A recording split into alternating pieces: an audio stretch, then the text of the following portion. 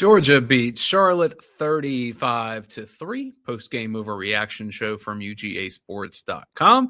I can sit here and talk a lot, but it's really a show for you, the fans of UGAsports.com and fans of the Georgia Bulldogs. There's a link in our YouTube description if you want to come hang out and share what you think about Georgia, maybe from this game, but I suspect more of the conversation around this game will be maybe players further down on the roster like Bo Walker that we saw have 3 rushing touchdowns.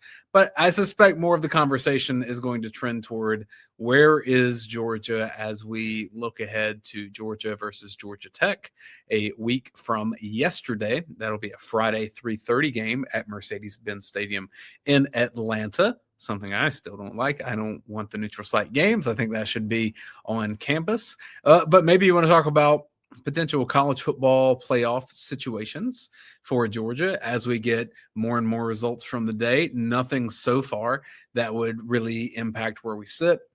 Ohio State gets a win. Texas A&M gets a win. Ole Miss's situation with its head coach is they have the Egg Bowl next week. There is also some win percentage situations that Georgia fans will need to keep an eye on in terms of what Vanderbilt does against Kentucky, what Vanderbilt does the following week against Tennessee. If Vanderbilt loses, that helps Georgia's chances to potentially make the SEC championship should Texas A&M beat Texas next week and should Alabama beat Auburn next week. We'll get more into that, but I do want to give a shout out to the game that we saw in front of us today. And I'm also going to get our sponsorship situation up on the screen here for our post-game overreaction show. Let's see if that is the one I want. That's right, producing on the fly. We'll go with this here. So you can join us. Link is in the video description there on YouTube. Gunnar Stockton, 17 of 21 for 196 yards. He did have the interception. Kirby Smart at the end of the second quarter was sure to go chat with Gunnar Stockton about that. And then Georgia's rushing attack. Well, Ryan Puglisi, 7 of 11 for 49 yards. Ryan Montgomery had 1 pass for 12 yards. Nate Frazier, 12 carries for 54 yards, 2 touchdowns. Bo Walker, 9 carries for 48 yards and 3 touchdowns. Peanut, Dwight Phillips Jr., 7 carries for 43 yards.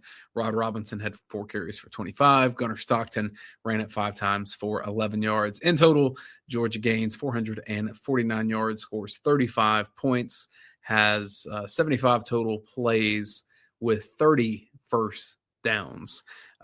Maybe you wanted to see a bit more dominance. I don't know. There's a whole lot to overreact to when you have to find the fake juice here. Thank you to T-Bone for joining us over in the YouTube chat. Same for Amari Carmichael, who was hanging out with us on the UGA Sports Watch Along show with Jim Donnan. Fowler says no one produces on the fly like Dane.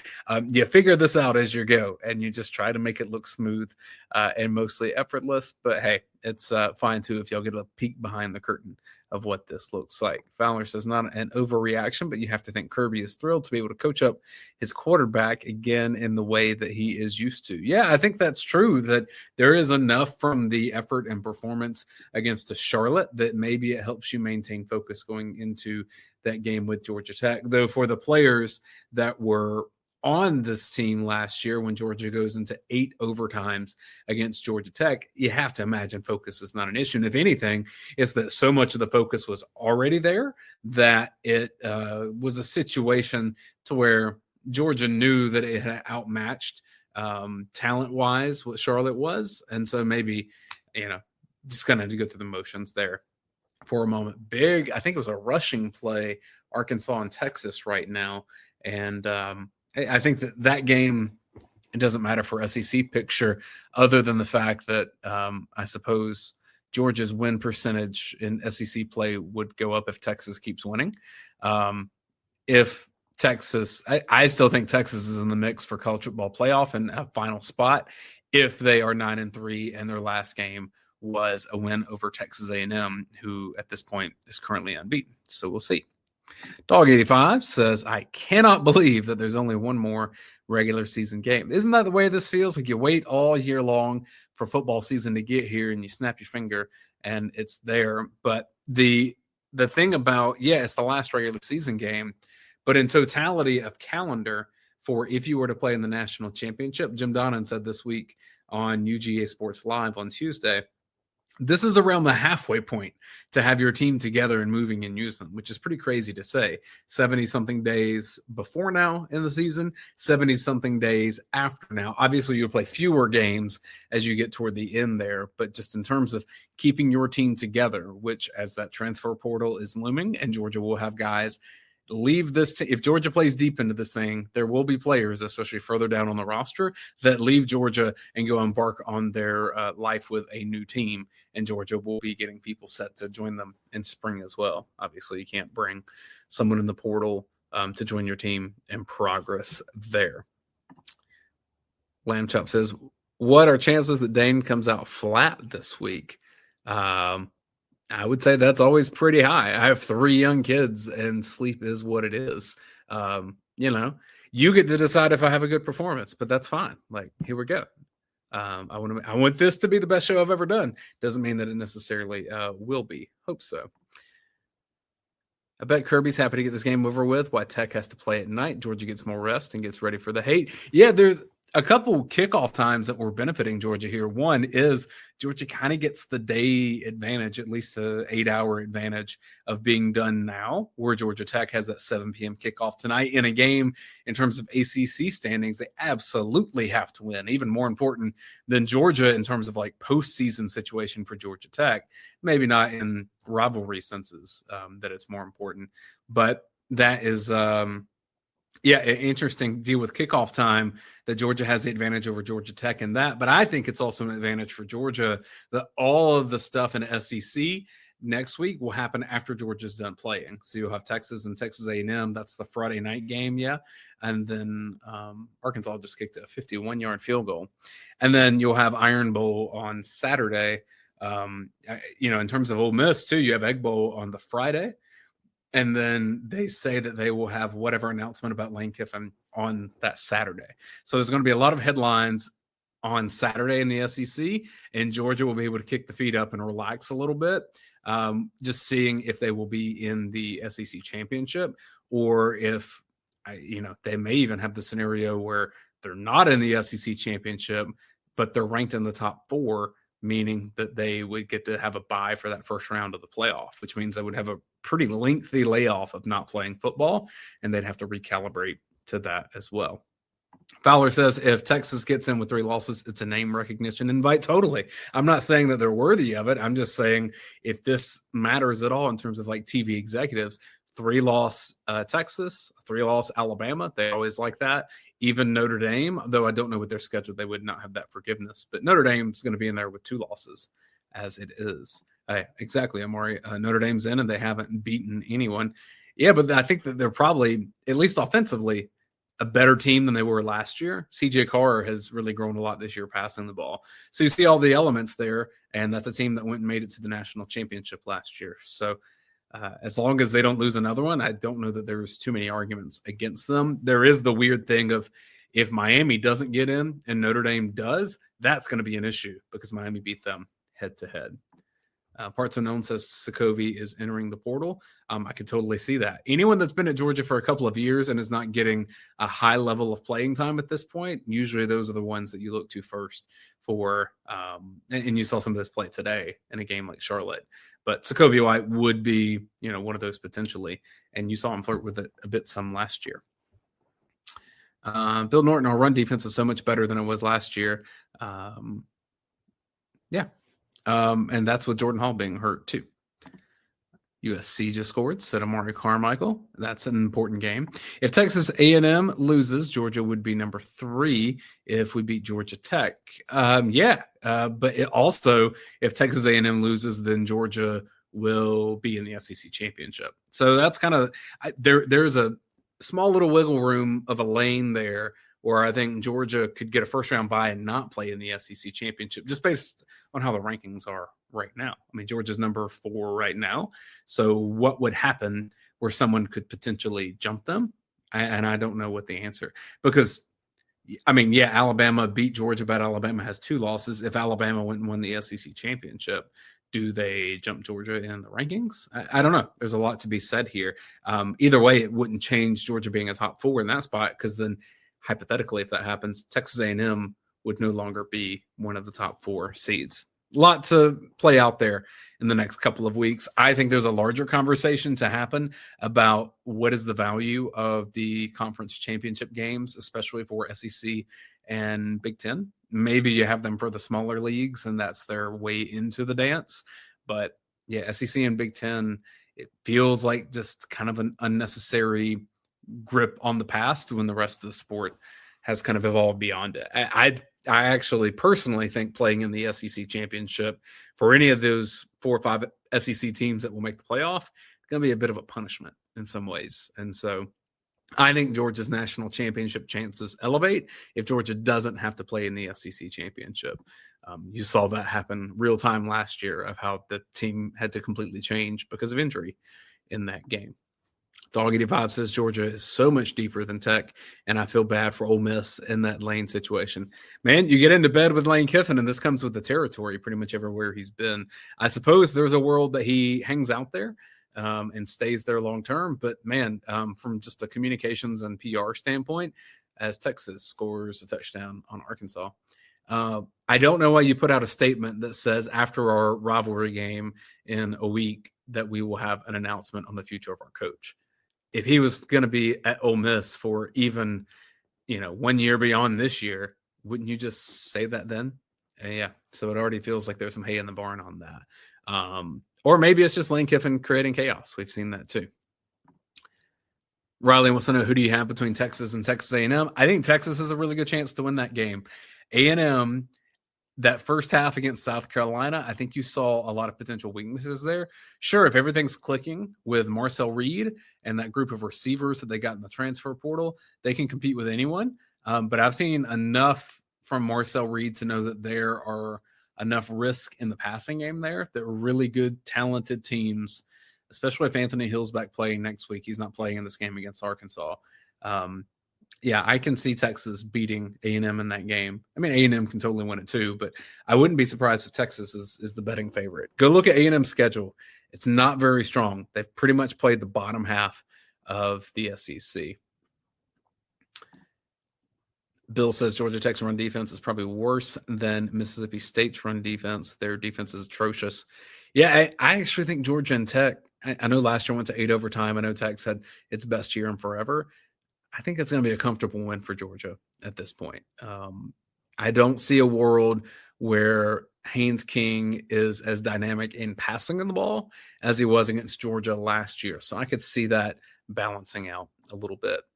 David says Kirby and Bobo should have taken care of business against Bama. And that's the only knock on Kirby since he's been the coach at Georgia. Man, Bama's a good program, and Kalen DeBoer is a good coach. Ty Simpson's had a really good year. That game was close. If you put those two teams on the field again, I would pick Georgia to win that game. I'd pick Georgia to win it that day. If anything, for me personally, and I know you'll probably disagree, chat, that I would be worried about maybe Lane Kiffin's situation. And if all things are equal, Ole Miss's offense still scares me because I saw them score on Georgia 5 straight possessions. And I haven't seen that this year. So if that's in there, that means that Georgia has to be pretty much perfect on offense to beat a team like that. Could be all for naught if, the whole tenor of that program has changed because Lane Kiffin's out there hanging out at LSU, as Dog85 says. $90 million, crazy and out of control. And Lane's daughters were with LSU donors.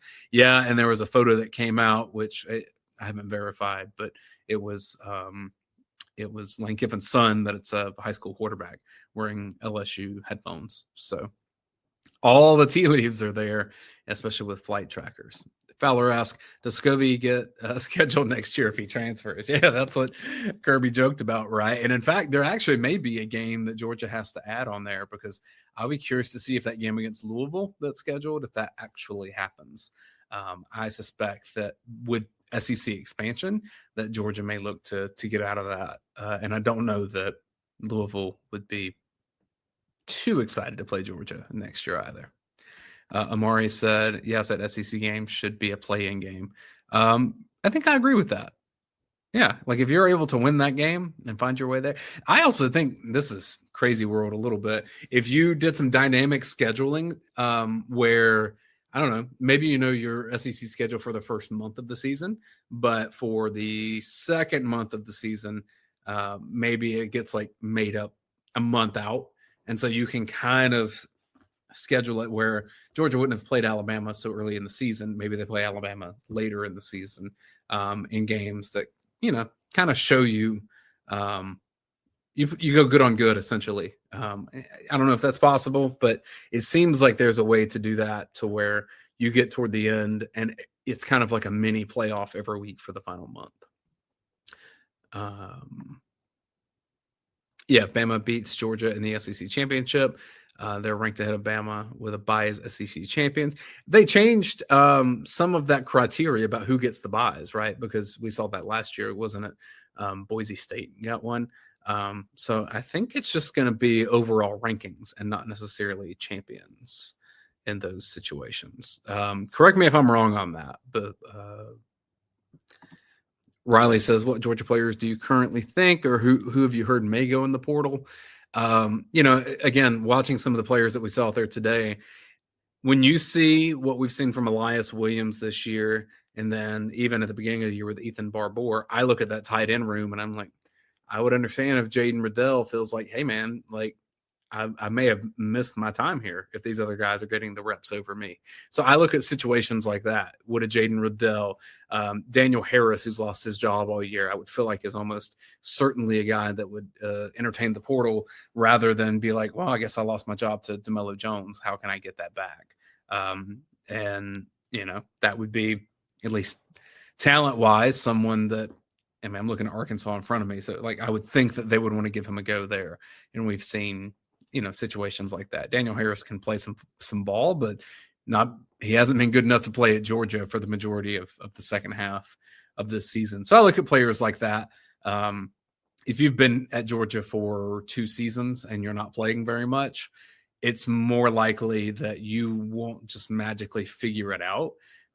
With a few key positions, like a Gunnar Stockton situation this year is slightly different, right? Because of what Georgia had and thought it had with Carson Beck for previous seasons.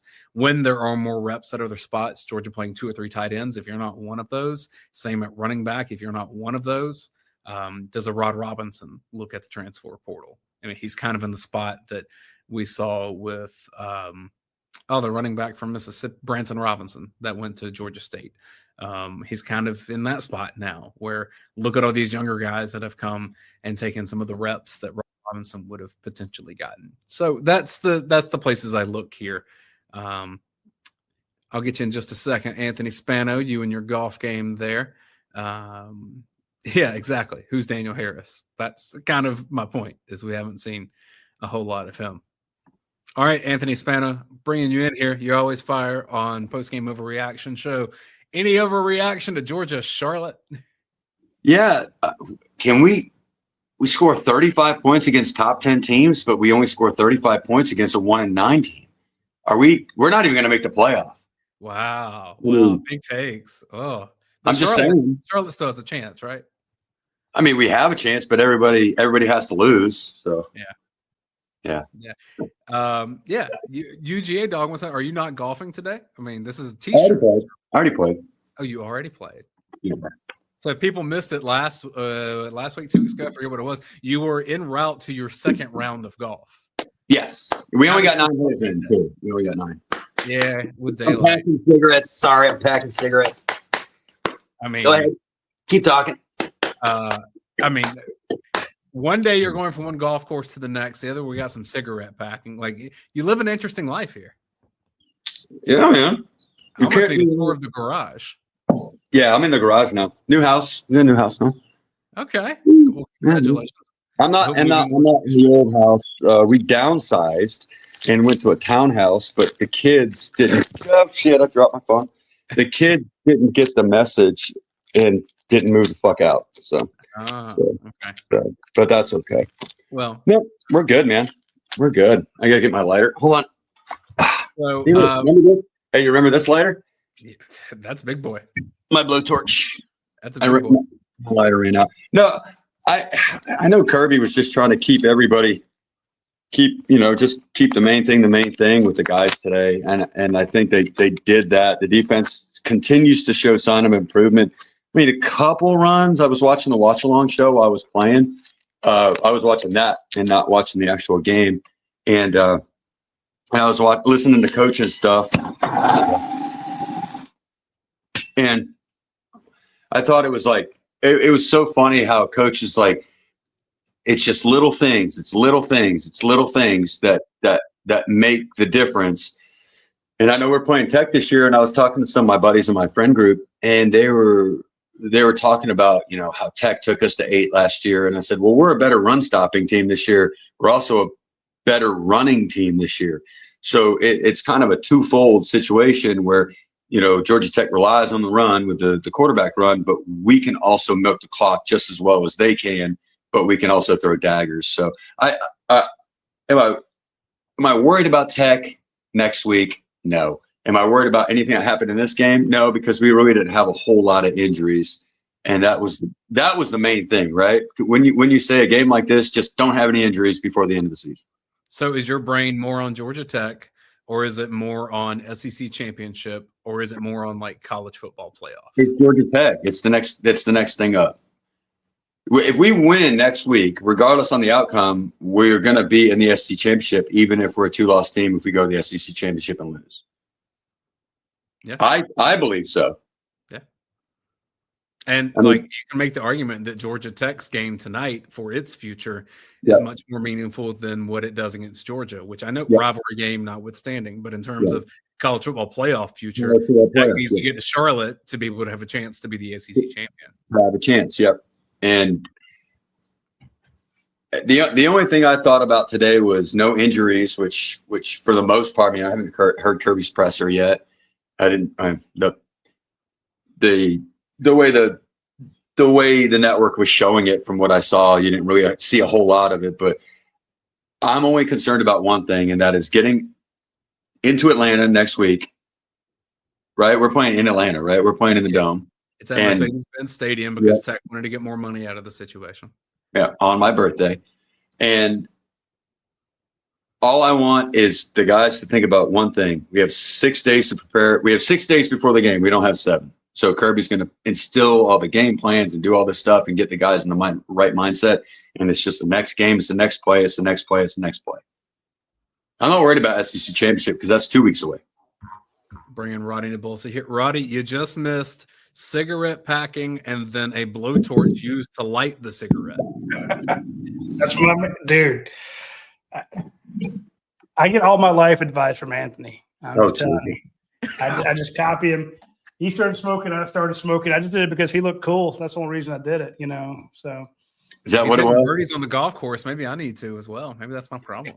You rip darts and rip wedges, baby. That's all we do.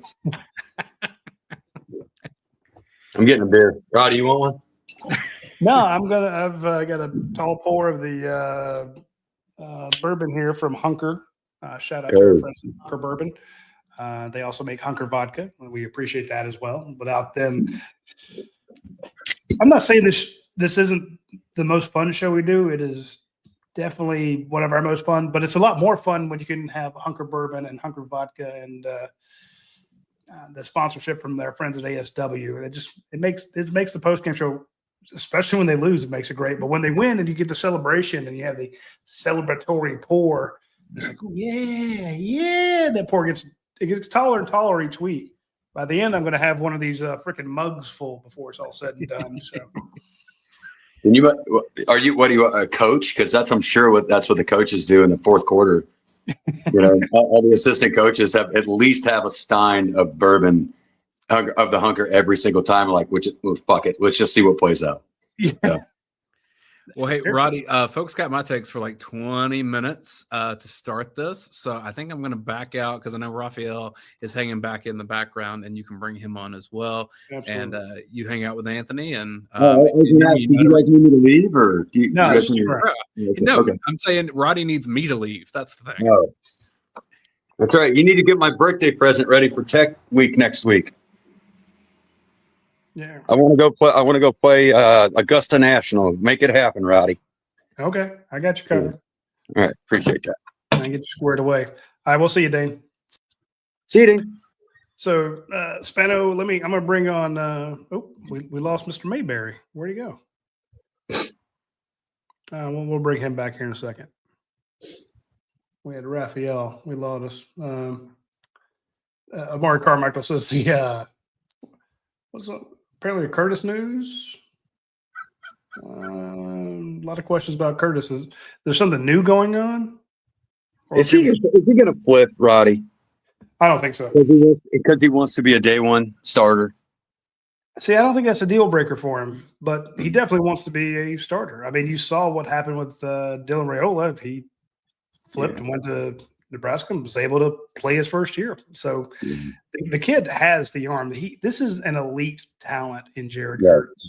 And there's nothing that he sees at Georgia right now that makes him think I can't be the guy. I mean, he could come in here and he could beat out Gunner. And I don't say that lightly.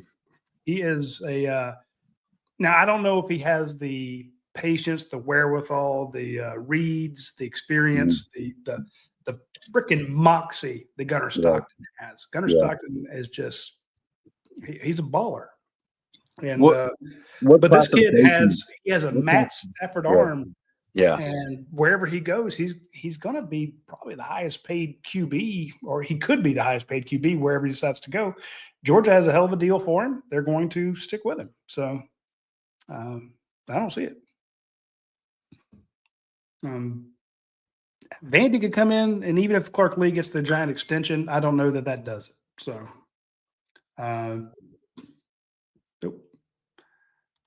there you go. I got you back on. Yep. Good. So my point is, everyone's worried about him flipping. Now, again, if he does, well, you've got Gunner Stockton next year. You've got Ryan Puglisi backing him up. Ryan Montgomery is no slouch. That kid's a hell of a baller. So, but Jared is going to be a force. So if he comes to Georgia, now all of a sudden you could lose a couple other guys. That's what I was thinking. It's addition by subtraction, but it's also the inverse. So. Right. You're gonna have to get more walk-ons, because if Curtis comes and he beats Puglisi out and he's pushing for the one, Puglisi's gone. Ryan and then Montgomery's not gonna sit behind him. Montgomery's not gonna sit behind him either. So that's my point, is all of a sudden you're losing them. But this is a good kid who, I mean, everyone's just penciling Gunner Stockton in to be here next year. Right. Don't pencil him in, because he could go pro. And I know a lot of people go, well, he won't be. Everyone thinks of him as a college quarterback, but right now he's amongst the nation's best. So when there is a draft, who are you taking this year? Yeah. Name 5 quarterbacks you're going to take over him. Arch Manning. I'm kidding. So let's say you could get Kellen Mond, Julian Sayin, you can get Diego Pavia. What's his Marcel Reed? Sorry?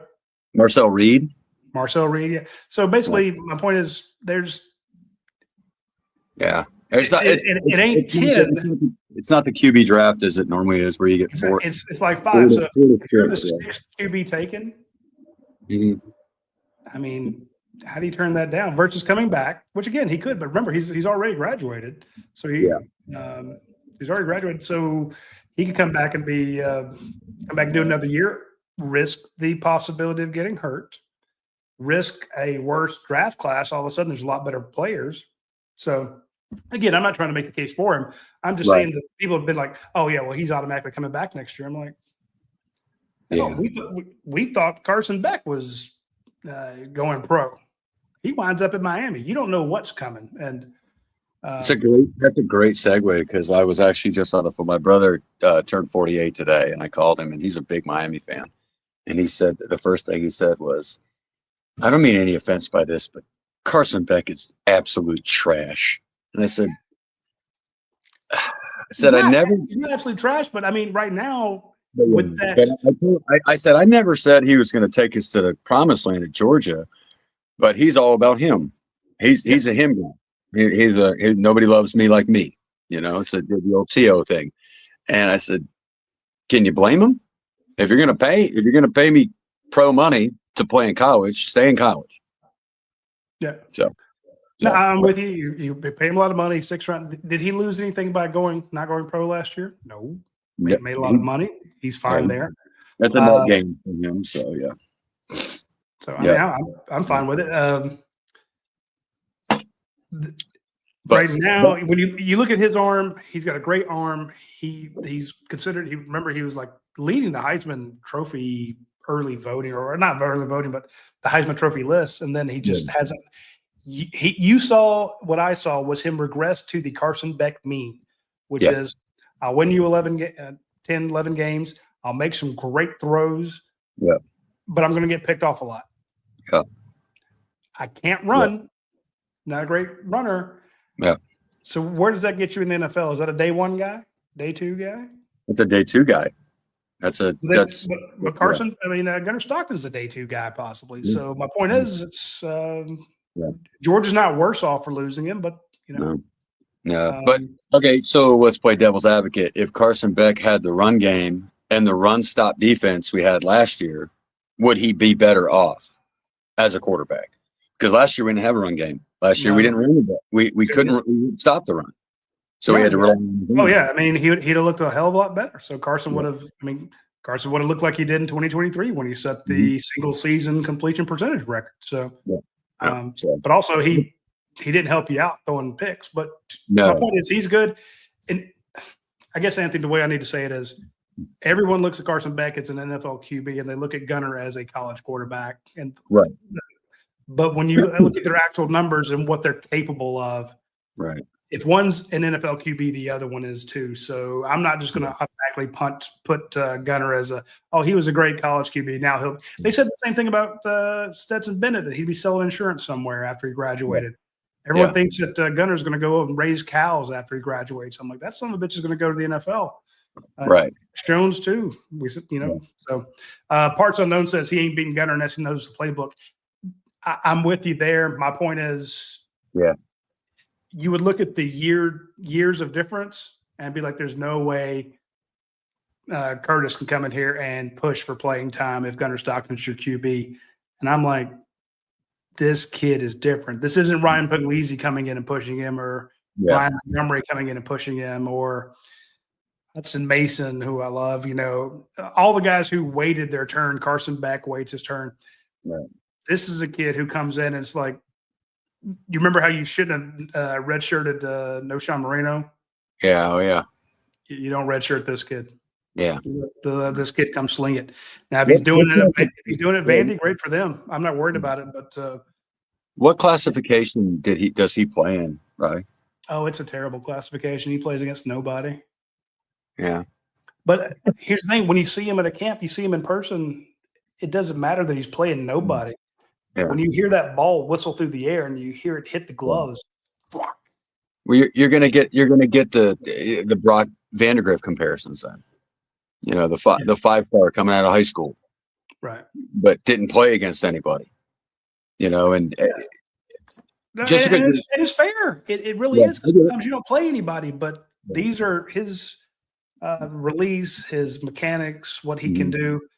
He's going to dominate at that level. His stature alone is just impressive. I mean, he's a very, very well put together young man for a quarterback, and to be able to run the ball the way he does, and to be able to have the mechanics, because he throws it on a clothesline every single time he throws it, and then when he needs to layer it, he does it. So So again, the kid has raw talent. So in other words, we got far afield from the question.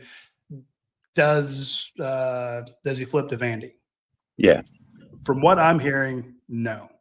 Okay. Although I would have said that Dylan Raiola wasn't going to flip, but then he did. So anything is possible.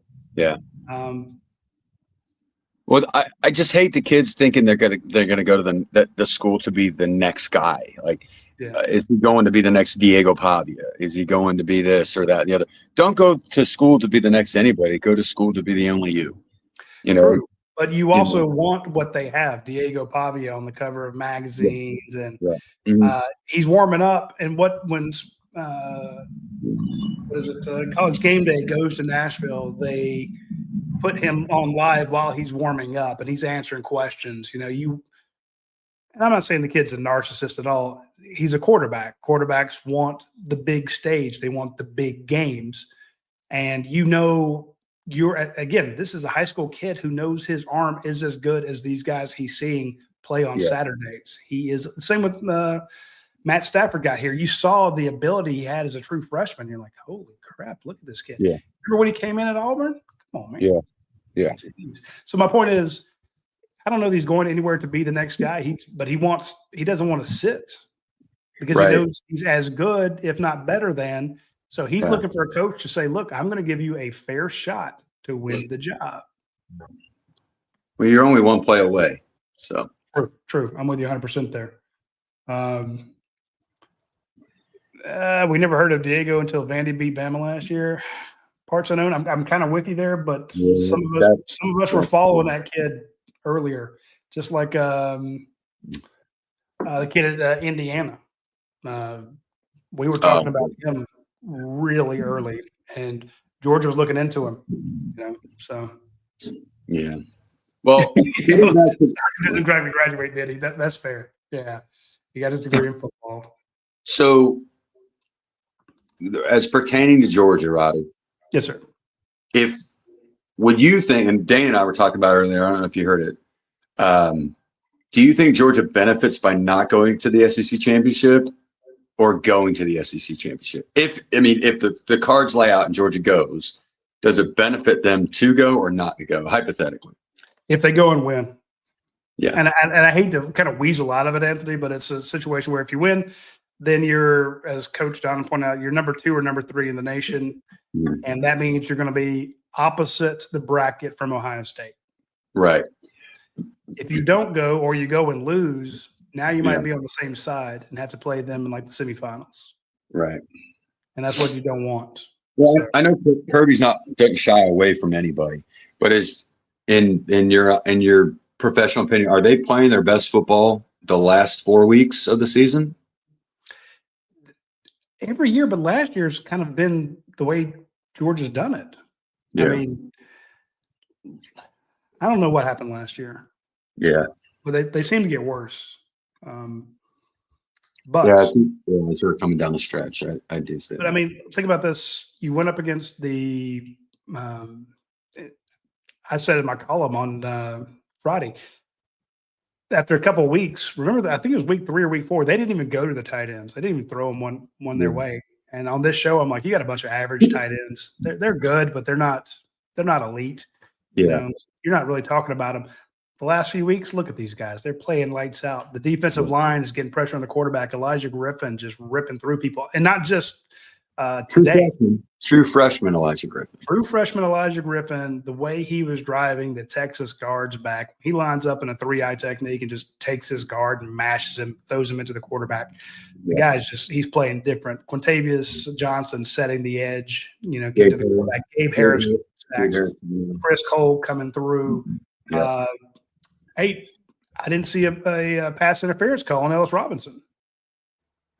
Shit, I took the over, so I lost money. But again, so my point is there's all these little things. You're right. They are playing better defense. The offense is coming together. Nate Frazier is running like Nate Frazier did against Clemson. Yeah. Chauncey Bowens, a lot of people, myself included, thought Chauncey's going to be the permanent number 2, number 3 guy on the depth chart. And I hate to say it, but I kind of saw him early on as like an Elijah Holyfield back until he got his chance. That's who I was trying to. Honestly, that's who I was trying to remember. Or I want to say Ken Malcolm back in the day. Yeah. Wow. Yeah. Good quality guy, but not going to be your lead guy. So. But now he runs like a Todd Gurley. He runs like a large state. If you were going and Chauncey Bowens was your only back, you'd be fine. So in Gunner, the difference between weeks 1 and 2 versus weeks 10 and 11. Well, let's not say 11. Let's say 9 and 10. Today wasn't his best day. Yeah. But again, they weren't trying. They were.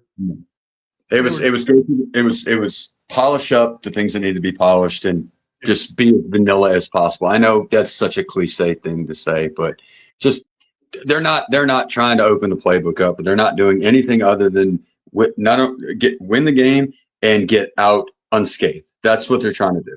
Yeah, I mean, last week against the number 10 team in the nation, he had 5 touchdowns. So you're right; they're playing better. And right now, we can worry about whether or not Georgia goes to the SEC championship.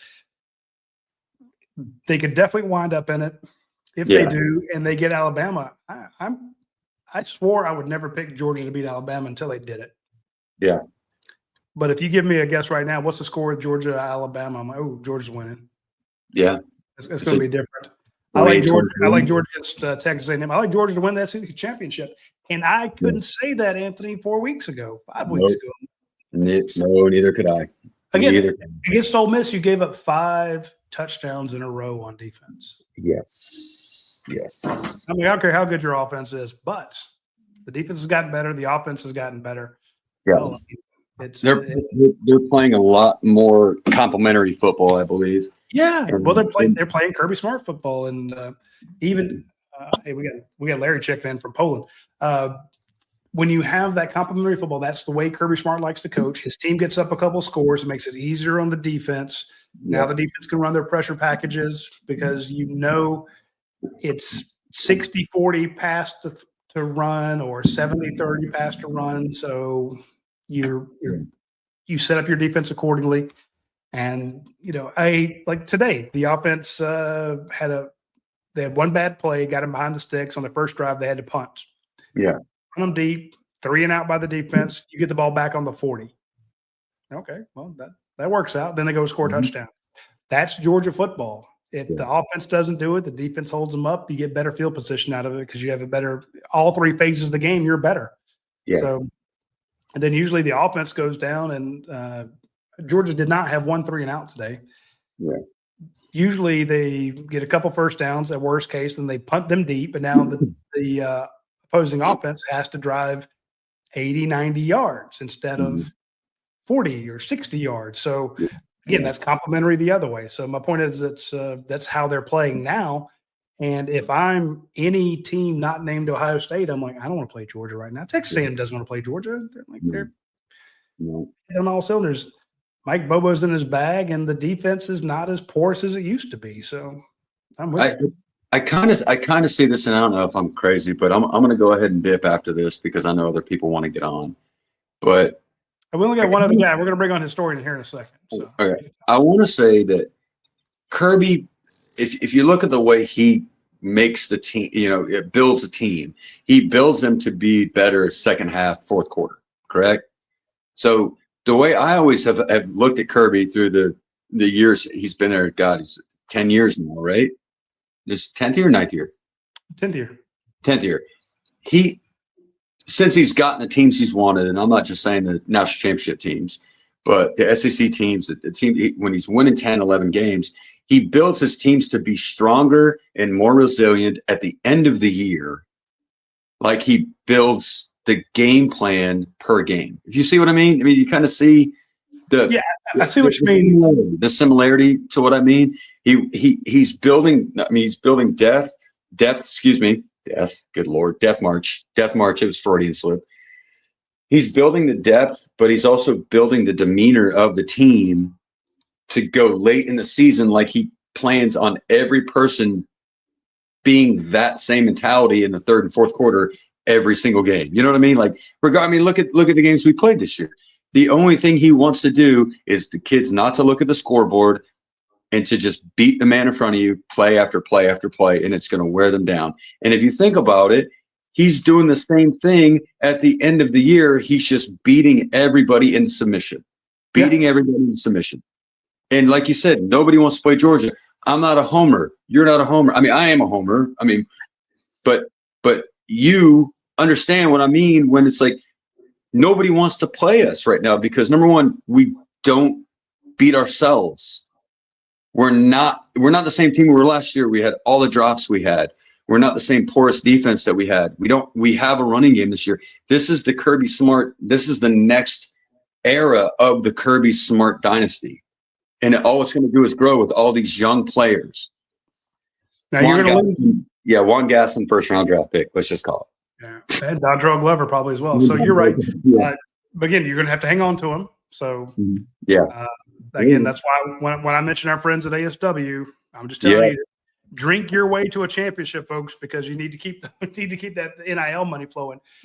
Because a lot of Georgia players are going to get offers to jump into the portal. Yep. Just because they're a starter doesn't mean they won't go somewhere else. Carson Beck. I'm with you about the way Kirby Smart builds this program, because we'll talk to him in spring and then maybe in first weeks of August. And he's like, Kirby, what are you looking for out of this team? What are you looking to improve? And he'll say, I'm looking for more guys who can play championship football. Yep. And he says, I have about 17 now. I have about 22 now.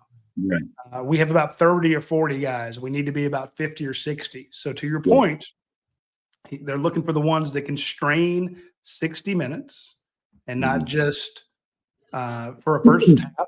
South Carolina, you got to be able to do it the whole time. You can't. There's so many guys, and if you've played sports, there's always somebody who doesn't want to do the runs at the end of practice, who doesn't want to touch the line, who doesn't want to run through the drill, doesn't want to finish it hard, because they're like, I'll be fine when the lights are on. I'll exert myself then. But then you have that maniac like a Chaz Chambliss who's going full speed in practice all the time. And you're like, that's the guy who you want. And that's what you have in a Nate Frazier. And that's what you have in a Micah Morris or a Monroe Freeling or a Drew Bobo. They just beat you down. So as the season progresses, the young guys who need the seasoning and the experience, they get it in bits and spurts here and there. And by the end, Chris Cole, remember, he missed a few sacks. Yeah. He's not missing tackles now. Nope. Ellis Robinson leads the team in interceptions. He didn't get a pass interference call. That's good. So all of a sudden now you can add a couple more names of winning championship football. And you already start out with a better roster than most teams. So by the time you hit that, and they're going to come out with their hair on fire next week against Tech. When they roll into the SEC championship game, it's the same thing you did at Bama. It's like, okay, Bama's quarterback's sucking. He's terrible right now. We're killing him. They changed quarterback. Still beat your ass. Carson Beck went to Alabama. Is that what you're saying? I'm sorry.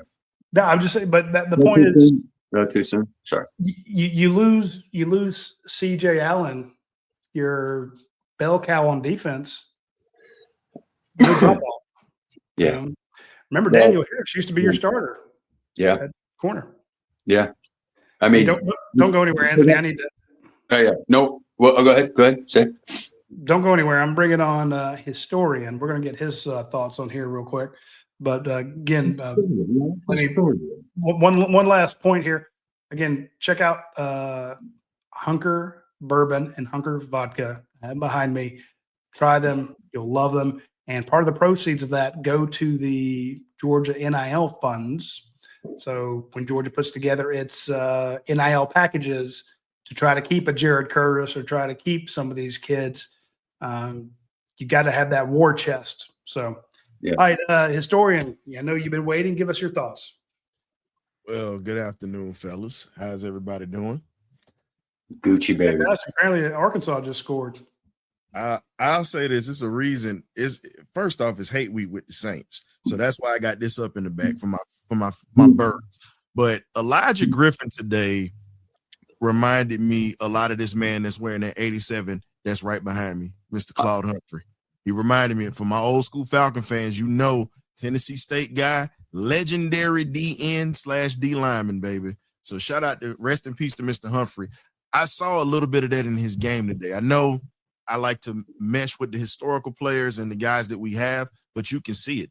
That kid's going to play on Sundays if he keeps his nose down and he keeps playing hard, because every time he gets on the field, he's making plays, whether he's collapsing the pocket, he got a sack today, making tackles, batting down passes. He's doing the little things that no one talks about. Here's the thing. My only criticism of him, and it's a mild one, and it is actually more of a compliment than a criticism. I don't see a lot of moves. I don't see a lot of hand fighting. It just seems he puts his hand on a guy's chest and drives his ass backwards. It's like a bull rush, bull rush, bull rush. I'm sure he's doing more, but every time I look up, he is bull rushing that guard into the pocket, collapsing everything, and then you do the stack pull. I haven't even seen him do that because he need to. He just grabs him and drives him backwards, and I'm like, that. In the That Texas kind of looks game, like a guy I remember by the name of Devontae Wyatt. I'm gonna be honest. In the Texas game, he had to use a little bit in his bag. Where you talk about using your hands, swim. I haven't seen it because he had to in that game, but this game, it was mainly all right. We just gonna lean on you and just put you into submission. That's all that was today. This was just okay. Let me pick you up. Get over here, little man. Let me go ahead and make this sack. That's pretty much what that was. Fowler agrees with me. That kid is 100% bull rush. But you know what? Today it was. Today it was. Yeah. And again, that's not a criticism. If you can do that, because I mean, if you've been there, it's like, okay, hey, they're going to bull rush you. What do? Sit, squat, break. You can stop that shit. And it's like that kid was on skates all night long. Yeah. They had to roll the pocket away from it every time.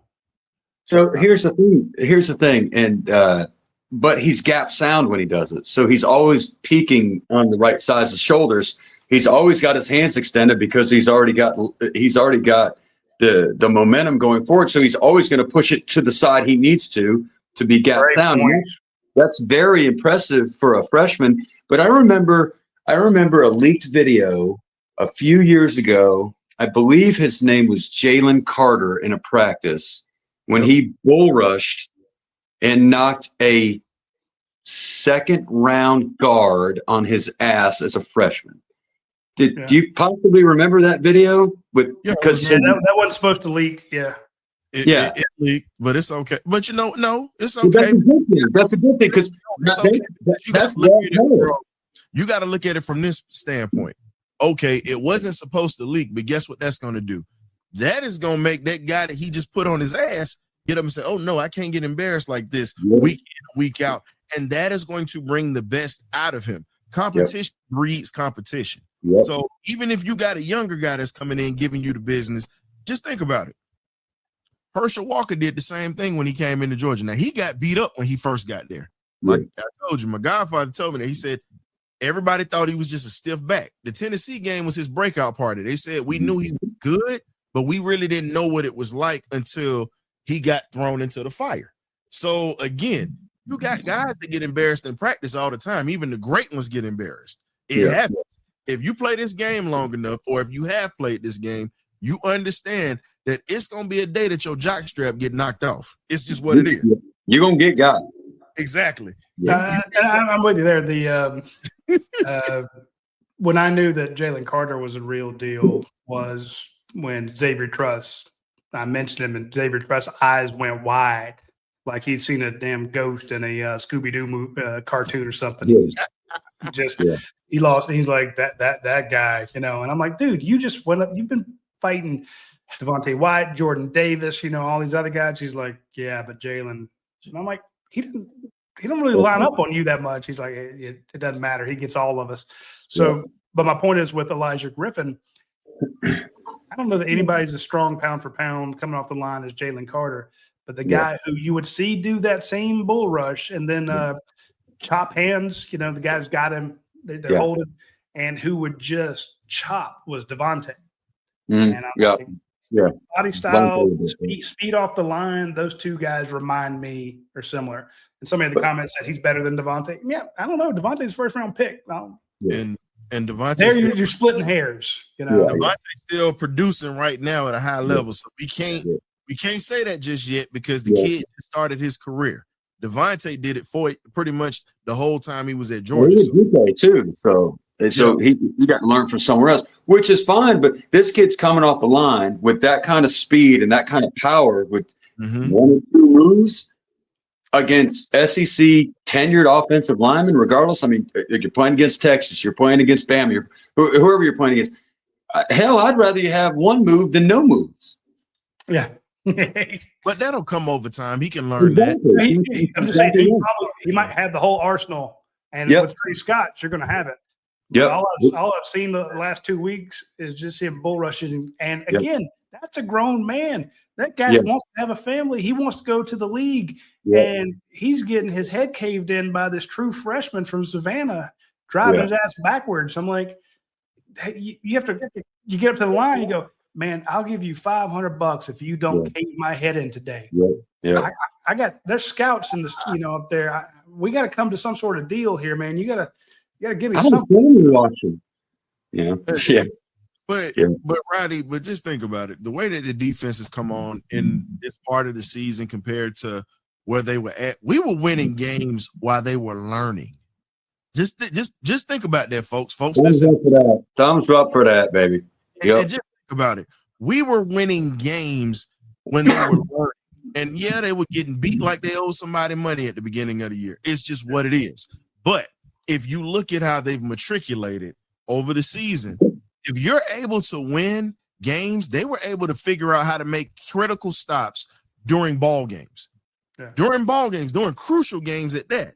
If your defense is learning crucial stops while they're still learning the system and trying to get acclimated to what's going on around them, that tells you the type of development that we have at Georgia. And I'm just going to be honest with you.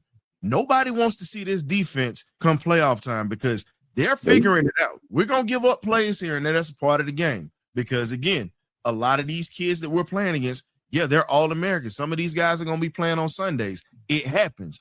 But in a 4-quarter fist fight, or I like to say a championship fight, that's what I call it every time we play, let's be honest. We already see the fact that this defense is starting to take on the personality of Kirby, where they're going to fight you tooth and nail to the end. And then you got a quarterback on this offense that has the fire of a Joe Cap and the arm of a Fran Tarkenton. Yeah, I had to throw a Georgia Bulldog in there. I hear you. A little Fran. I love it. I remember we were talking about this a little bit earlier. You were more positive on the defense than I am.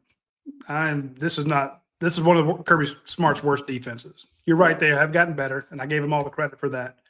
But even today, you look up and you see a guy in man-to-man coverage. He's behind the defense. And you're like, come on, man, this is killing me.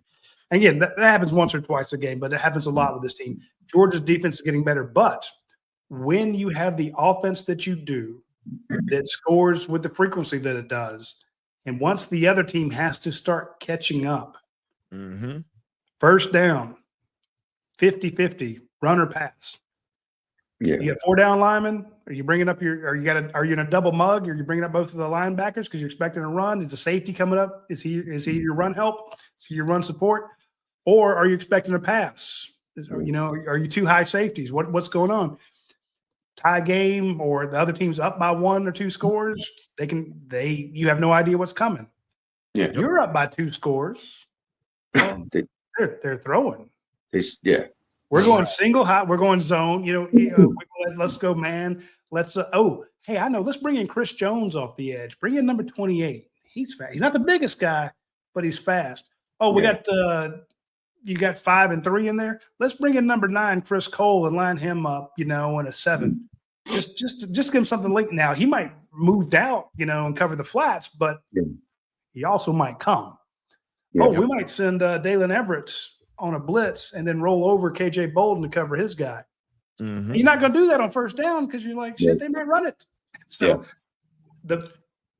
it feels weird to say this about a Kirby Smart team, that the best defense is a good offense, but that's what they got now. And that allows you, those defensive guys, to develop. So you're right, historian there. The secondary has gotten better, but I think it's also because they found ways to win, like you said, in those first games.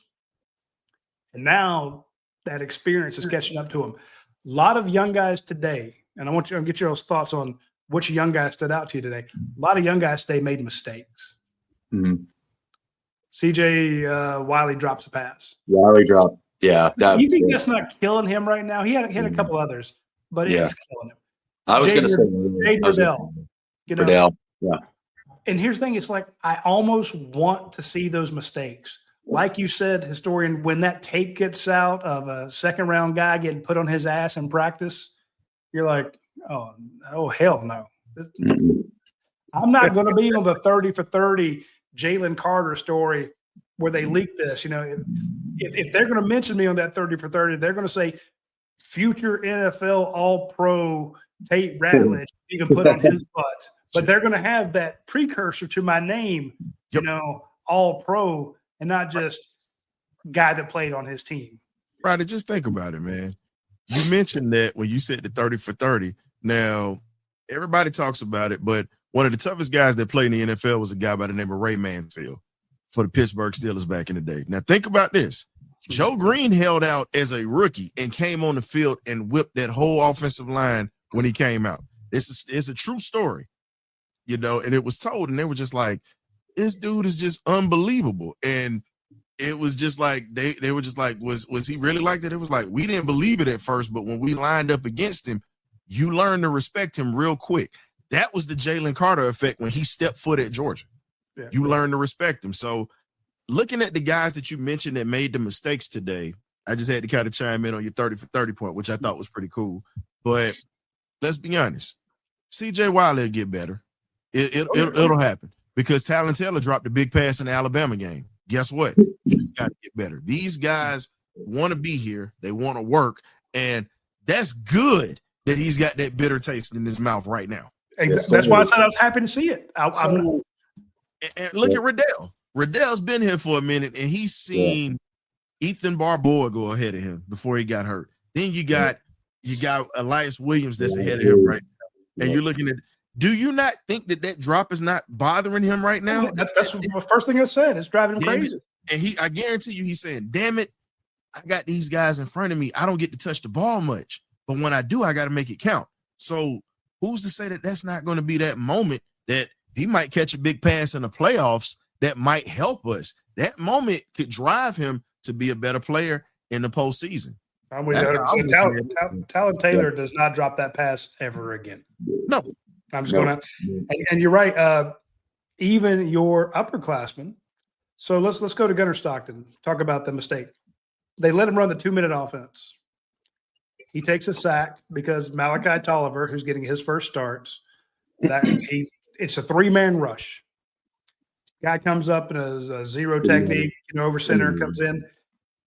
Then he runs around. Malachi doesn't get over in time. Gunnar goes to his left, sack on the 3-man rush. So now they're behind the sticks. Gunnar he sits in the pocket too long, forces a throw to Lawson Luck. He gets picked off. Even that, Kirby Smart walks off the field, and they're talking to Kirby about it. He's more mad about the sack given up than he is the interception. Yeah. And again, what's the rule? Don't take a sack in 2 minutes. Just like, hey, you're returning a punt, put your heels on the 10, don't back up. There are certain rules of things you just do not do, and even your upperclassmen or your more experienced guys can do it. This is still year one for Gunnar Stockton, so he's going to get better. But you're right, Jaden Riddell's like, hey, Oscar Delp's gone. It's me and Lawson Luck, and Lawson can leave too. It might be me and Elias and me and Ethan Barbour, or me and Colton Heinrich. Don't forget about Pro Throws coming in too. So we can go back and look at week 1, week 2 Gunnar mistakes. We can look at the fumble that Nate Frazier puts on the ground. We can look at Monroe Freeling getting smoked against Notre Dame on a speed rush. You could point to mistakes of all these guys, but you're right. There's one of two things is going to happen. They're going to get pissed off and work on it so it doesn't happen again, or they're going to transfer somewhere else because they're not going to get back into the game again. I'm with you, and this is why I like these games are they're revealing, not just to us, but to the players. Because all of us have been looking at a guy who's out there starting ahead of us, and we're like, you're a freshman, you're a sophomore, something like that. And you're like, hey, that guy that plays – I played fullback, I played line, I played defensive end, I played defensive line, linebacker. I'm like, Coach, I'm a better defensive end than that son of a bitch. I'm better than him. You're playing just because you like him more or he's been here longer. And then you go out there and you don't see you get your head kicked in. And you're like, oh, okay, well, maybe Coach is right. Yeah. So there are a lot of guys who are not who they either walked off the field knowing, hey, I need to work harder, or I showed the coaches something today. And my guy today that showed us something, Walker. So Oh, just taken away from what you're saying. You win a rep, you lose a rep. What Kirby Smart has instilled into this, historian, you could tell me if I'm right or wrong here. These kids are not played to look at the scoreboard. Kirby didn't know the score at halftime. The only mindset that Kirby puts in front of them is the next, just win every single play in front of you. I honestly don't think the guys that are on the field half the time know what the score are. And I honestly believe that it's not about winning the game. It's about winning each rep and just going back out and doing it again and doing it again. And if you can instill that, you're not focused on one singularity. You're focused in as a whole, which I think that's the trait that drives people to Georgia. Like Kirby said, some people want checks. Some people want to hit somebody in the mouth. And I just think that's the way Georgia is. Georgia is built different than everybody else. And that's going to beat every obstacle you have in the long run down the road after football. You just keep punching your way. You keep punching your way. You keep punching your way. Well, Anthony, the way great football teams that adopt that philosophy of, hey, physicality is always going to be a part of the game of football, no matter what you do. I'm sorry, Ryder, go ahead, man. No, I'm with you. What it would be very easy, and I'm sure a lot of you can speak to this. Where, I remember asking Chris Conley what his worst game was, and he mentioned the game that Georgia won. As us against Tennessee. I'm like, wait a minute, did he win like 24-10? And remember, in the Conley era, beating Tennessee was a big deal. Yep. Oh yeah. I'm like, what? Or it was Auburn. It was one of Mark Richt's major rivals. And I'm like, that was your worst game? Because he told me what his best one was, and they told me his worst game. And I'm like, that doesn't make a whole lot of sense. You guys kicked ass. He goes, yeah, but I had one of my worst personal games. And I'm like, oh, okay. So it was bad for him. He was frustrated. It made him go out and work harder. God, Chris was in the NFL for 50 years? I mean, he's been there forever. My point is, Anthony, when you're right when you say they are not looking at the score, because the score doesn't excuse you from having a missed tackle. And it doesn't, having one big play, Daniel Okonkwo, I can never say it. He has an interception. That's huge for him. But if Dalen Ellis Robinson has an interception, but also gets beat for a touchdown, they're going to congratulate you for the interception, but they're going to hound your ass for the getting beat for the TD. In other words, every play is graded. Every snap in practice is graded. So you are held accountable. Yep. And dude, they will get you for a loaf going from period 1 to period 2. They have a GPS on you. And if you didn't show up fast enough, they know that you walked from period 1 to period 2. So even your downtime is judged and graded. So the score, Georgia beats them 35-3. Nobody, coaches don't care, because they're going to show you every play that you were in, and they're going to grade you on it, pass, fail.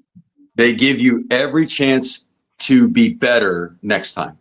Yeah. That's what they're trying to do. You're right. That's the most impressive thing about just not this team, but just the whole process. The whole process that Georgia has instilled. And it starts from the head coach to the assistants, to the admins, to the water boys, to the players, to the walk-ons, to the cheerleaders, to everybody. Everybody's held accountable. And that's the best part about it. But that's how they get better. That's why you're saying, are they played the better the last 4 games? Yes, because the mistakes that we saw the starters make in game 1, game 2, game 3, remember, you had to hang on and beat Tennessee. Yeah. Those mistakes are that was always going to be a win. Don't say him. And then the younger guys who went out there today, some of the young guys have made a mistake, who might have missed a block, might not have hit. You can't tell me that it's killing them. It's killing them right now. It is. You can't tell me Nate Frazier. Peanut. Yeah. Nate Phillips is thinking, man, you tossed it to me. I had it. Yeah. They caught me by the foot. Yeah. I had 2 lead blockers. I finally got an outside run. Everything had been between the tackles. I finally get a it's killing. get a counter to the outside. It's a toss sweep. I'm taking just to the. He knew the minute he had it. He's like, I got a touchdown. It's He a didn't house. get it, and he's like, I guarantey you next time, sons of bitches, I'm gonna take it to the house. I remember when Coach said that. He goes house. He goes touchdown. Oh, Jesus. Yeah, I And remember Rodney, that. and Rodney, this is the crazy thing. Now we're talking about players. Now we know Cash has got the experience or whatnot, but we're gonna take a minute to talk about Mr. Bo Walker. And when you look at the way that he runs, his greatest attribute is his eyes, his football intelligence. Yeah. And the closest thing that I could compare him to would be a young Curtis Martin without the injuries. If you ever look at how he runs, he's got good vision, good patience. I see He it. knows how to set up his blockers. And what he'll do is if you give him a lane, he'll take it.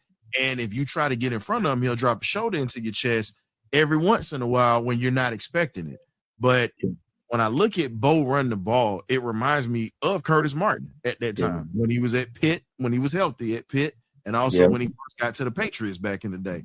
And he's not the biggest guy, but when you look at his a little bit of elusiveness that he has and his quick speed, he's just one of those guys that can do everything. He can block, because if you pay attention when he's in on the pass blocking, he can actually stand up a linebacker, even though he's half his size, and he's good coming out of the backfield. So the question is, next year, are we going to use him as a third down guy like we're using Cash, because Cash is a senior this year, and are we going to put this man in a position to succeed?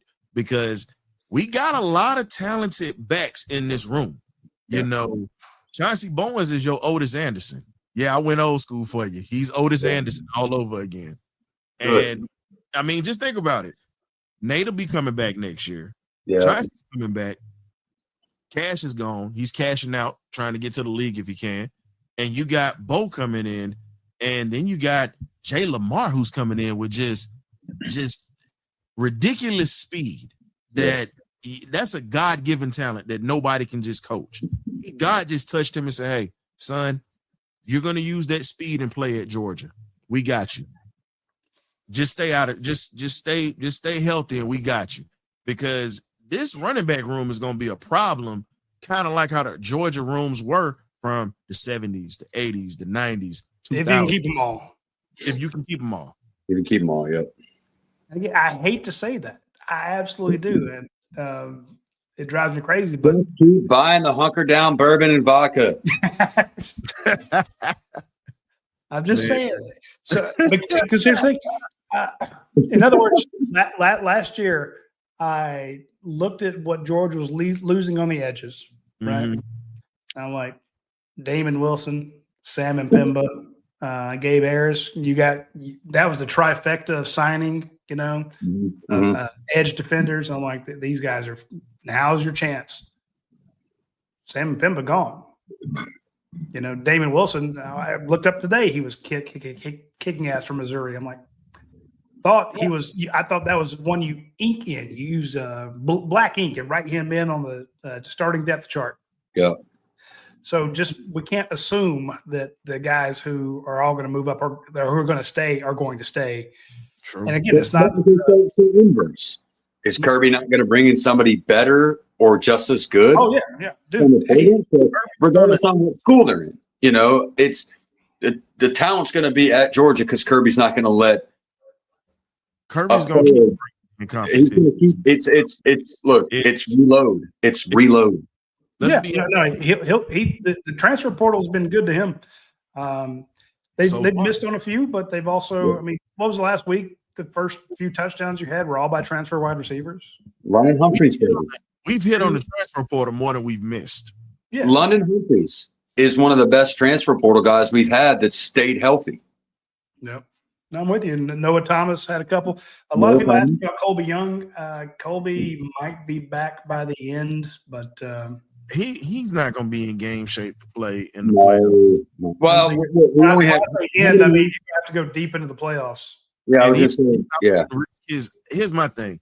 I'm not going to risk his draft status because, yes, he got hurt, but understand this. There are teams that are still interested in him currently right now. Trust me when I tell you that.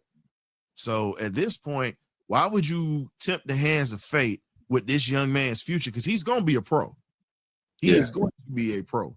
My thing is let Noah Thomas eat. You brought him in. Let him eat. Because a lot of people were saying that he wasn't that good of a player. And I got some folks on X, Roddy, that I've talked to that are, they got some issues with him and his trainer. I ain't going to get into that. But he's like, he's not that good of a player. And I said, okay. He got 2 tutties last week. And he got one the week. I said he got one the week before. He gave us the biggest catch in the Auburn game to set up and start up that momentum that we had going. So outside of the drop that he had in Florida that caused the interception, it happens. This man has been a problem. But Zachariah Branch is the guy. He might be the best. He's coming back next year. I guarantee he's coming back. Hand to God. I pray to God he comes back next year. But please, good Lord, he comes back. Do you think that pushes Sokovia out the door because they play the same? Yeah. Oh, he gone. And that's not against Sokovia. He's a good kid, but it's 2 years before you get that shot. So Georgia's not going to run out there 2 slot guys. I mean, Branch is him. Yeah. Every time he moves in motion, 2 to 3 guys move, and that makes it so much easier on Gunner Stockton to decide. That's how many guys you see physically move. How many eyes, though? Exactly. So, right, I can tell you how many eyes move. Yeah. Your safeties that are in the back, if they're playing too high, you got 4 eyes already moving. You got your outside linebacker. The right field safety already played inside the hat every time. Pay attention to this. When you have outside linebackers and you see him moving and he gets to a side, they shift slightly out for them to chip him to throw him off of a timing route, and that opens everything up for everybody else. Pay attention to that. Most people have not watched that, but that's why the tight ends have been open on the weak side every single time he goes short side.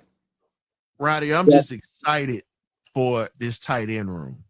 That is the room that I feel like if we really in the playoffs, and I'm just gonna be honest, I think that's the time that we need to unlock that room. I mean, just unlock the door and you let all what were they called? The demigods off of Attack. Is it Clash of the Titans? You unlock that gate and you let those monsters go, because who's gonna stop them? They're all big, they all can run, and they're physical when they block too. So who's gonna stop them? He's not afraid to put 3 tight ends out on the field. And we need to use them more in the red zone, if you ask me, if we're gonna pass. Yep. I love it. I love that 13 personnel. And again, that's not taking away any wide receiver, but all you need to do is draw 2 sets of eyes on one receiver, and there's 2 tight ends wide open mismatch. I've always loved when you had the double tight ends on one side. You put one tight end as basically a flanker, and then you got your X out there on the far side. And you're like, okay, somewhere we're going to get one-on-one, hopefully on our X. Yeah. If that's Noah Thomas, great. If it was Colby Young, even better. If it's Zach Branch, fine. Yeah. I've got a tight end, in that kind of flanker spot. He's in the slot. What are you going to do with him? Especially in short down, I can fire it to him, let him go. Or he's going to go – they're going to run a crossing pattern, and he's not going to pick the guy covering the X, but he's going to make it tough. Yeah. Or I'm going to run right behind him. I got 2 tight ends on this side. Top 3 old school Georgia football. And that's before anybody goes in motion. Yep. Now all of a sudden – you run your tight end in motion. Now you got 3 on one side, or you run that tight end wrap that they did where the 2 guys go to the other side, and Gunner can walk in behind him, or one of them could peel off, and then you run a tight end leak out of that. And I'm like, it's broken. I love 13 personnel in a red zone. I'm with you 100%. I'm just like anything inside of the 15 or we run. There's a play like you were saying, Roddy, because we stole 2 plays out of that Alabama playbook from what they got us with, if you remember. That play that we picked up the 4th and 1 with Texas with, and there was a play where Gunner rolled to his right, and Colin Simmons got all in his chest, and he just flipped it to Delp. And to me, I feel like those 2 plays need to be on the goal line, if you want to be honest. If we're not going to run it, if teams want to stack the line against us, and I trust our running game, but say we get stuffed 2 times on the line, because we've seen it. guess what? Line up that way, start running those plays, because who's going to cover a 6'7" tight end? Who's going to cover? They've got heavy package in at that point anyway, 7 on the line. So, did y'all see that poor number 13 trying to cover him today? That dude was giving up 100 pounds and 6 inches. At least 6 inches. Yeah.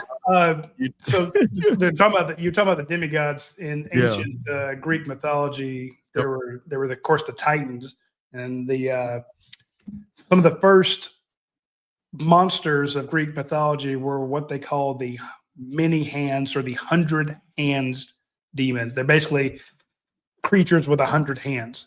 When I watch, and again, I was the guy that came out week 2, week 3 and said, these are average ass tight ends. These are guys, they can't all be Brock Bowers. Exactly. I'm like, they're not Brock Bowers. They're good, but they're not great. They're not, who's the Texas tight end last year that was so good? You're talking about, I can't think of his name right offhand. I know exactly who you're talking about. That guy. It's either him or the Iowa tight end. All you have to do is say Iowa tight end, because that's all. But the way these guys are playing now, when you watch Lawson Lucky and Oscar Delp block, even Jaden Riddell, and then you watch them catch, it's like they have 100 hands. They can catch anything. They can catch that jersey. They can get in your face, and they're lighting it up. And then you put them next to that offensive line that was headhunting people. You saw Juan Gaston pull out there and kill a free safety. Just that kid played. He hit the ground pretty quick. It's like, no, I'm not here to get in your way, big man.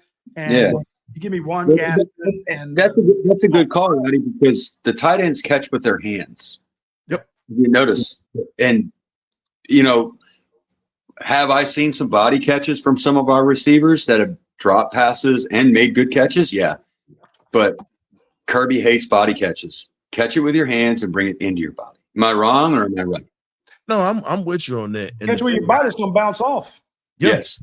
And here's the scary part. When you look at what we have and what Gunner has at his arsenal, when at his dispense with this arsenal and whatnot. Okay, you want to stop my running backs? I got tight ends. You want to stop these guys? I pretty much have wide receivers that can go get it. If you want to lock all these guys up, guess what? I can use my legs. Yes, sir. Think about it. That's what Parts Unknown here says. Gunner's abilities open up the playbook, because you have to be honest. You can't. How many times when Carson Beck was here, and this has nothing to do with Carson Beck. It has everything to do with Carson Beck. The backside pursuit caught Nate Frazier, Trevor Etienne, whoever the hell it was, because he's waiting on a block, he's waiting on his spots, and the backside guy comes in and gets it. They don't have to worry about the threat of a quarterback running. Now, if Carson, but Roddy, but this is what a lot of people don't know. Look, if you didn't pay attention to Carson Beck while he was in high school, Carson was a running quarterback. He was, yeah. I don't know. As a junior, he got Mr. Florida football in 6A, which is one of the hardest classifications to win. Mm-hmm. So when you look at that, it's hard. This is what I said I don't understand. He must have forgot how to run when he got to Georgia, because, again, he definitely was a guy that you did have to worry about his feet at one point.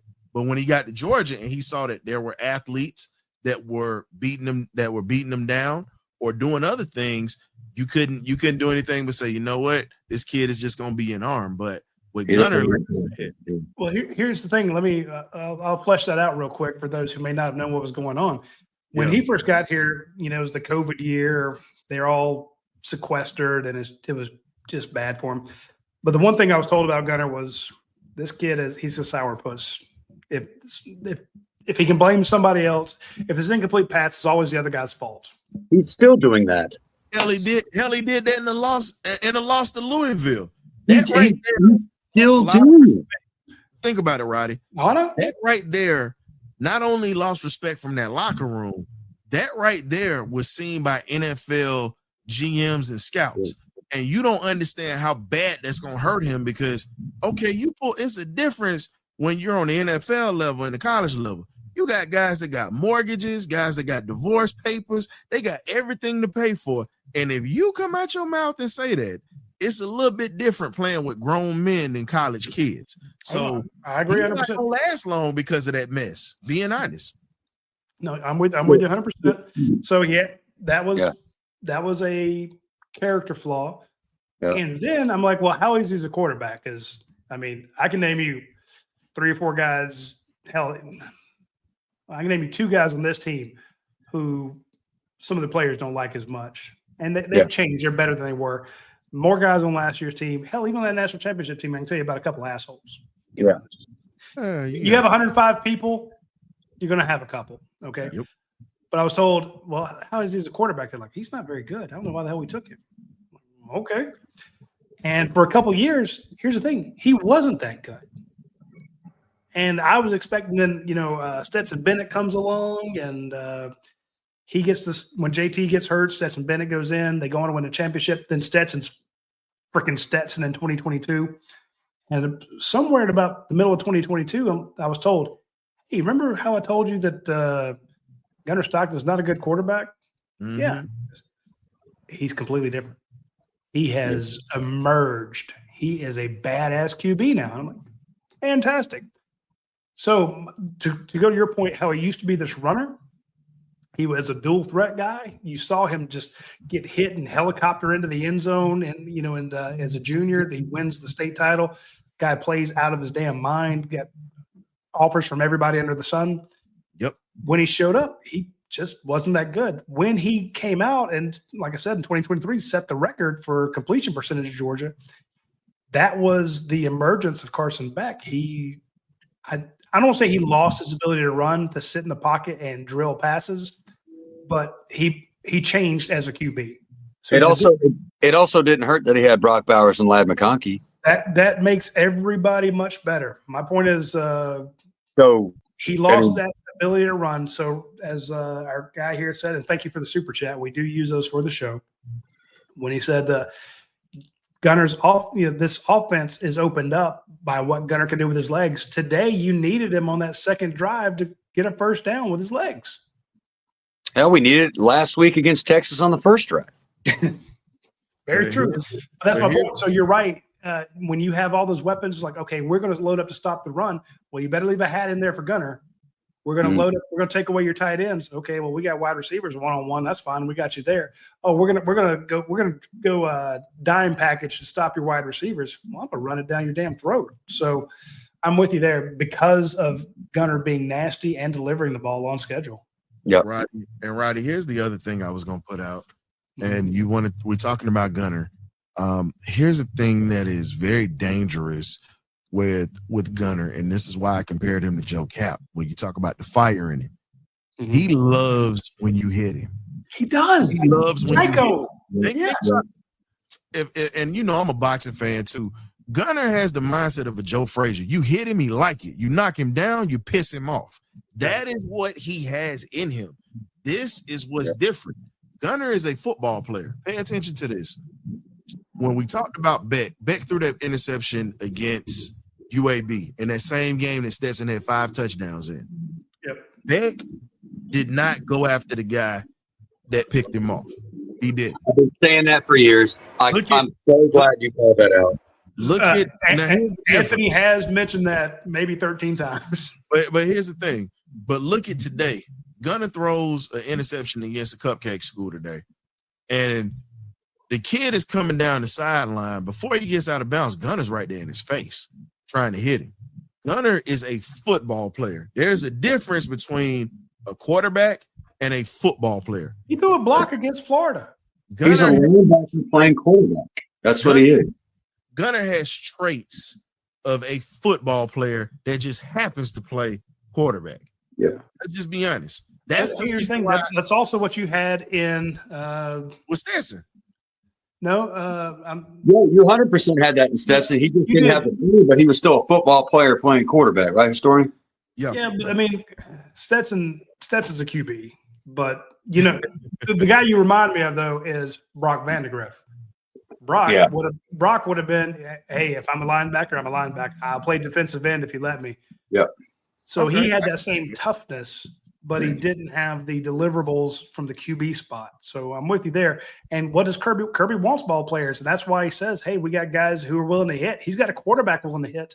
And when you are the guy that wants to lay the hit when you made a mistake and you're trying to go get him, if I'm Drew Bobo, if I'm Monroe Freeling, and I see that we threw an interception, my quarterback went to lay a guy out or try to. Yeah. Hell, if I'm the third string lane 3 kickoff guy, I'm like, I'm a fight to death for my quarterback because he is not big time in me. He's not too good to get it. His jersey was filthy today. Like, well, remember Charlotte. Yeah. Remember, he did that again in the SEC championship when he came in the second half. And he ran towards our sideline. I think it was like a 2nd and 6 or something. And he just lowered his shoulder, and the whole sideline got hype. He set the tone.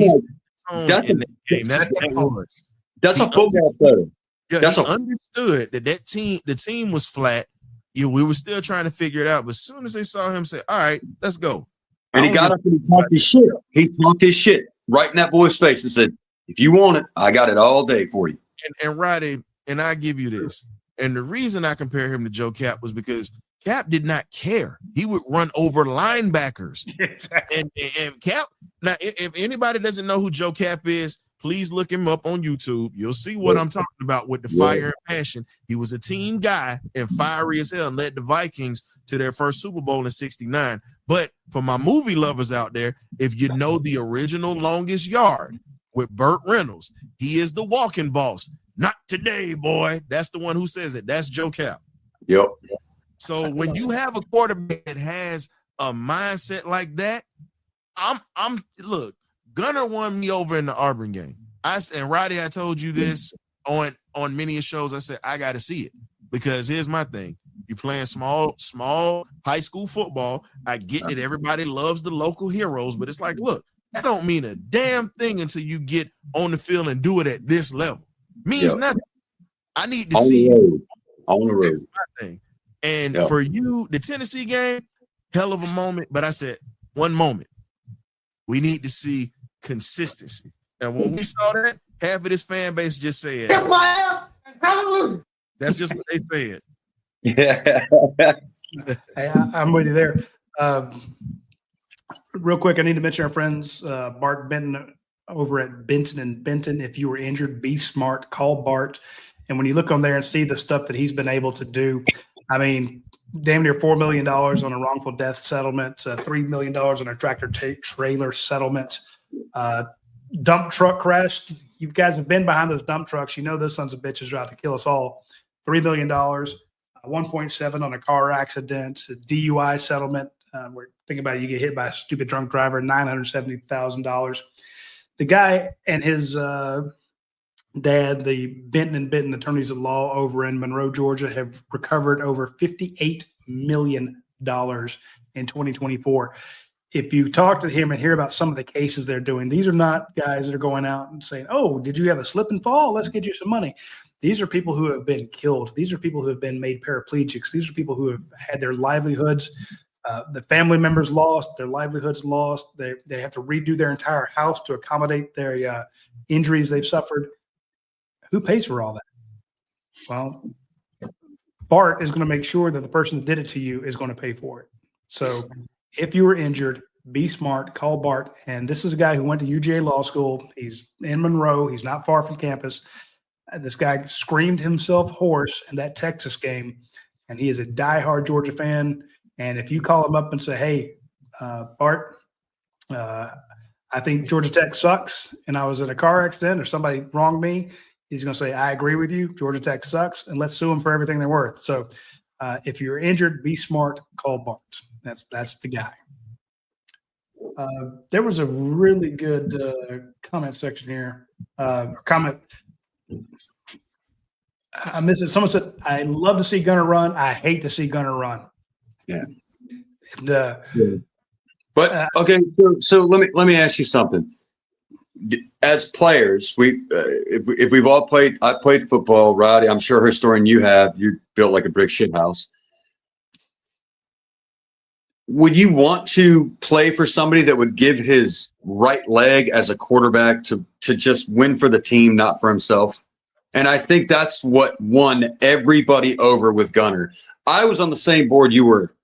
I was like revisionist history. After the Notre Dame game last year in the playoffs, I said, I just don't think Gunner's our guy. I don't think he's our guy. And then exactly what you said, the game in Auburn, it won me over. And then ever since then, regardless on the outcome, he's done his job and he's made the right reads. He's uplifting. He is a football player playing quarterback. And that's the best analogy I think I've heard all year, historian. That's a great play. He's just that's what he is. I want to play for a guy like that. I want to root for a guy like that. The story goes, I'm not going to reveal the source because it was somebody who let me in on a little something ratty. You probably didn't know him, but I'm not going to put him out there. He told me there was practice. Gunner, quarterbacks wear black jerseys where you can't touch them. Gunner said, hey, take this damn thing off me. I'm ready. I want to play. Y'all can hit me. Let's go. I got to get you better. We pointed that out. That was something a lot of people don't, but a lot of the fan base don't know about it. And I said, okay, he's doing that probably to try to get that attention. You got to be seen when you're there because you might be a top recruit coming in, but once you get there, you pretty much are a part of the number. You got to figure out a way how to stand out. And that's just how it goes. And that stood out because not only was he tough to bring down, he was letting them guys tee off on him and he was hitting them back. So the thing you have to respect is not many quarterbacks are going to take off that black jersey to be a practice dummy, as we would say. You're going to be a practice dummy for a while before you become the guy. Yeah, no, we broke the story that happened before the Florida game last year where he was basically playing DJ Lagway. At a Georgia practice, you're going to do that? That's terrifying. No, it's not. It's not. I'm just saying, those guys hit you. That's fine. But I'm fine. I'm just saying. I know we know how hard those boys play, but you're making a name for yourself. Exactly. It's still, but here's the thing. So they don't practice tackle to the ground. It's still thud. Yep. But there's thud, and then there's Georgia thud, where you got thudded up, and they stop you from moving. And it's tough to play a running quarterback on the scout team because it's less than thud because like right now you've got Ryan Montgomery and Millender down there on the scout team playing the quarterbacks that you're going to face. Right. Well, you can't hit Ryan Montgomery. The guy's coming back from a knee injury, and of course he's your number 3 QB. You can't hit Millender. So let's say they are practicing a running quarterback. Like let's say they're practicing to be a Marcel Reed or who's the guy at Auburn today that went off nuts? The freshman. It was a freshman quarterback that went off today. First play, 75 yards for a touchdown. So let's say he's running behind he's running power, QB power. You can two-hand touch the guy in the black jersey, or you can lock him up. And it's a difference on your muscle memory of locking that guy up. So when your quarterback goes out there and says, hey, coach, I'm really going to take off this black jersey. They can thud me up just like they do the running backs. You respect that. And I had a guy, Al Sadler. Al Sadler played hurt. Me, Chris Engel, everybody. We'd have run through a brick wall for that dude because he's tough as nails. And, you just live for those guys. You're right. And I hate to say it, Carson Beck did not inspire. He was the team leader, but he didn't inspire that same kind of confidence. And when Gunner Stockton took that hit against Texas in the SEC championship game, got knocked the F out. Honestly, I expect to see Smokey standing over him, from Friday. Out. That's what you can hear. But here's the thing. He got up and he stared. One leg going this way, one leg going that way, one pupil here, one pupil there. But he held on to the damn ball. Yeah. When he got up and he stared right between his eyes. Let's do it again. Yeah. That safety that hit him is a starter for the Philadelphia Eagles defense right now. Andrew that dude sent out pictures of the hit last week. Oh, he did. But you know what though? He didn't put out any this week, did he? Yeah. But you know how it goes. It's a little bit of troll because guess what? I get it. So here's the thing. He lost the bet with all the Georgia players, and he ended up having to let Georgia get to the game last week. So Yep. that's That's so, not because guess what? So them same dogs that's on his defense or whatnot, they all mess with him. But let's be honest. When you talk about toughness, and my idol is Walter Payton. That to me, and I'm sorry, Georgia fans, y'all. I'm sorry, Georgia fans. I know God at Georgia. Walter is my idol to this day. He got robbed. Greatest player of all time, man. He got robbed out of a Heisman because he went to Jackson State, and that was when they actually were putting first rounders into the league back in the day, up under the legendary coach Robert Hill. Now, let's talk about it. The 85 Bears defense, God rest Steve Montgomery, Michael Soul. If you ever check out the 30 for 30, they talked about Walter. They said he was a football player. He knew he was the star of the team, but guess what? He never put on that jersey of a non-contact. He would hit them every day. Now, when you get that 85 Bears defense saying we hit him every day, and he said, bring it on. That is a football player. Gunner has that mindset. Same mindset. And here's the thing, historian, that mindset is contagious. Facts. Yeah. So now, if you buy in. Yeah. But if that your guy's doing that, I look at what Marlo Herrera did and Corey Moore. They made the guys around them better. When Sean Williams called out his own damn defense. Before Florida. Yep. I remember that. Florida. And then within 2-3 series, he goes and snaps the guy's arm on the sideline. Broke his and his shoulder at the same time. Yep. Yeah, I'm just saying. So if you have a guy like that, what did we see today? Let's bring it back around to the overreaction for today. When you got Gunnar Stockton doing what he's doing, hey, this is Charlotte, but he's still tucking and running and hitting guys, and he's ready to drop them down. If I am a guy getting in for the first time, if I'm Jamal Merriweather getting in at right guard, I'm like, well, Gunnar Stockton, he's playing like this is the SEC championship. Yep. This is my first time out here. I got to go hard. So I'm going to go hard for Ryan Puglisi.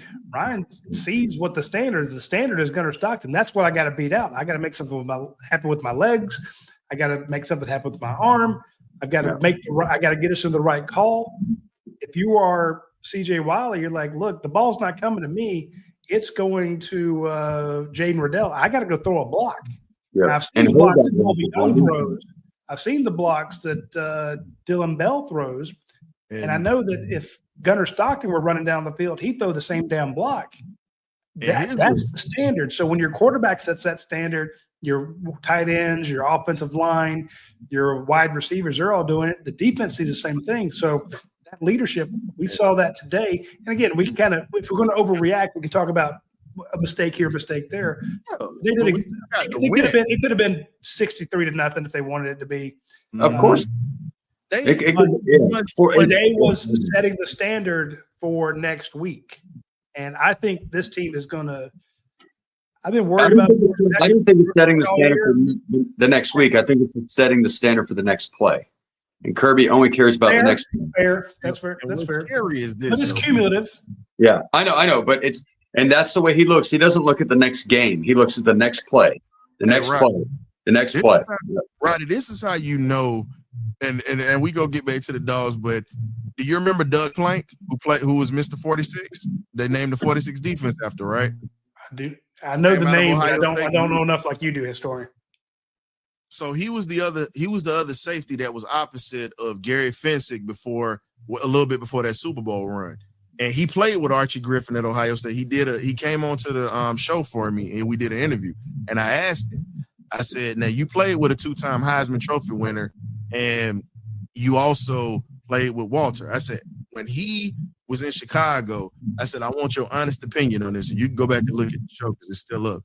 He said, Walter was robbed out of the Heisman because he said, I love Archie. That's my guy. But he said, Walter was different. He said, Walter should have got that Heisman because truthfully, and he even said this when we talked off the record, the only guy that should have gotten a two-time Heisman and he loves college football, he said it was Herschel Walker. Now, he didn't say that on the show. He said it off the record because he didn't want to piss off his guy, his Ohio State people.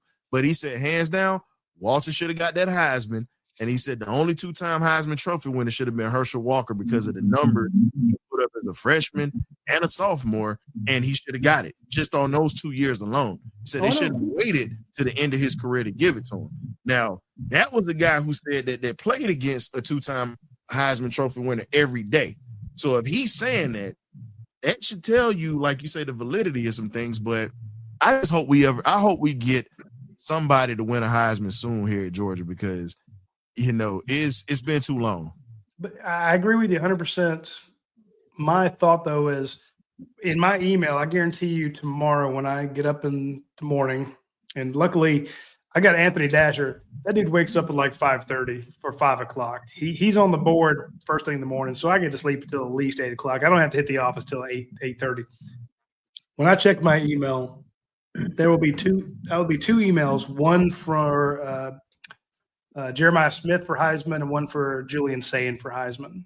There's these email campaigns talking about what they did. I'll get those. Kirby doesn't do stuff like that.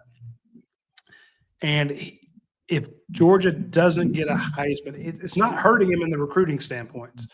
They got Jaden Wade, top guy for 2028. They've got Curtis right now, top player for top QB for 2026. They're even high on one of the top guys for 2027. My point is, the winning all those Butkus awards helps you get those inside linebackers. Getting those Heisman helps you get those guys here, but they're not really hurting without it. But he never puts in. There's never the Butkus Award campaign. There's never the Joe Moore Award campaign. There's never a Heisman campaign. If it comes, it comes. But to Anthony's point, when what you're striving for is to win the next play, which wins you the next series, and he came off the field and they were asking him, what are you going to do in the second half? And he's like, well, they get the ball back. We didn't do anything when we got the ball to start it, so we've got to put it in. He turns around and goes, yeah, it's 28-3. Yeah. Historian, let me ask you a question. If you think of an offensive player in the last 10 years at Georgia that could have won the Heisman, who do you think that would have been? Offensive player last 10 years. I'll be honest with you. I think Stetson should have really been in consideration for that Heisman instead of just a visit, just to be honest. Okay, in 2022, I think he should have been in the runnings for that. But because of the style of football we play at Georgia, it's not sexy enough for the media. And that's the reason why a lot of our guys don't even get considered for that award. No, actually, hold up. Actually, let me answer that real quick. Actually, we do need a Heisman because that right there will bring in more elite talent. Yeah. Don't think that it's not going to happen, because if we have to get another Heisman, think about the runs that we've been on. Ty Gurley would have been a shoo-in for the Heisman that year. So again, if you look at that running back room, we get DeAndre Swift, we get a good Elijah Holyfield. But again, Bauer should have won it. I was going to say, with Brock Bowers, didn't he have almost the same numbers as far as like receiving touchdowns as Devontae Smith did? Yep. But the reason why they had Devontae into that, because Devontae had a steady dose like Bowers did, but Bowers was young when he was coming in. Devontae was on his way out the door when Bowers was coming in. So Devontae first he caught a touchdown in the championship game. Then he started. No, it's painful to think about, but that put him on the map. He caught that touchdown against us. That put him on the map. But the kid, and remember, he was committed to us at one point. Yeah, but didn't Bauer threw his ass out of bounds as a freshman? I remember that. Bowers caught a touchdown against Bama as a freshman to put the game away. Yeah, he did, and he had a better career too. And absolutely.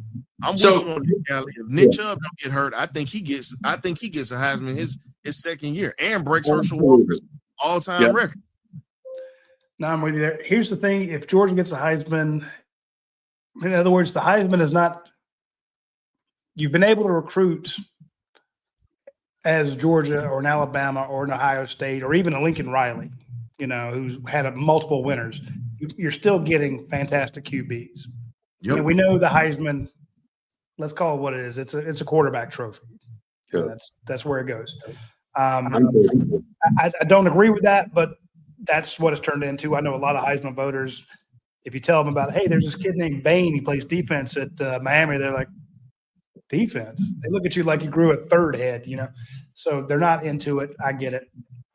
But where I could see if Georgia could get a Heisman Trophy winner, I'd love to see a running back get it, that'd be awesome. Because I'd just like to see a running back anywhere get it.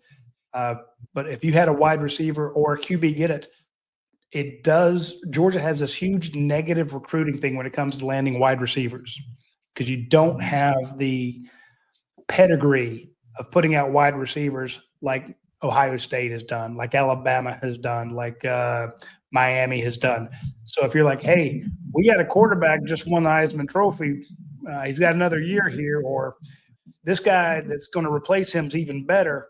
Don't you want to come be a part of this? Yeah. So would you rather personally, Roddy, see a quarterback at Georgia win it than a running back? Just for recruiting standpoints? Just from a recruiting standpoint, yes. Okay. But it would not shock me. I would be stunned to see a running back win it anytime soon. Yeah. You got to have a Herschel Walker type of performance to get that. And then you got to hope for the quarterbacks to play bad. They even look at Bijan Robinson?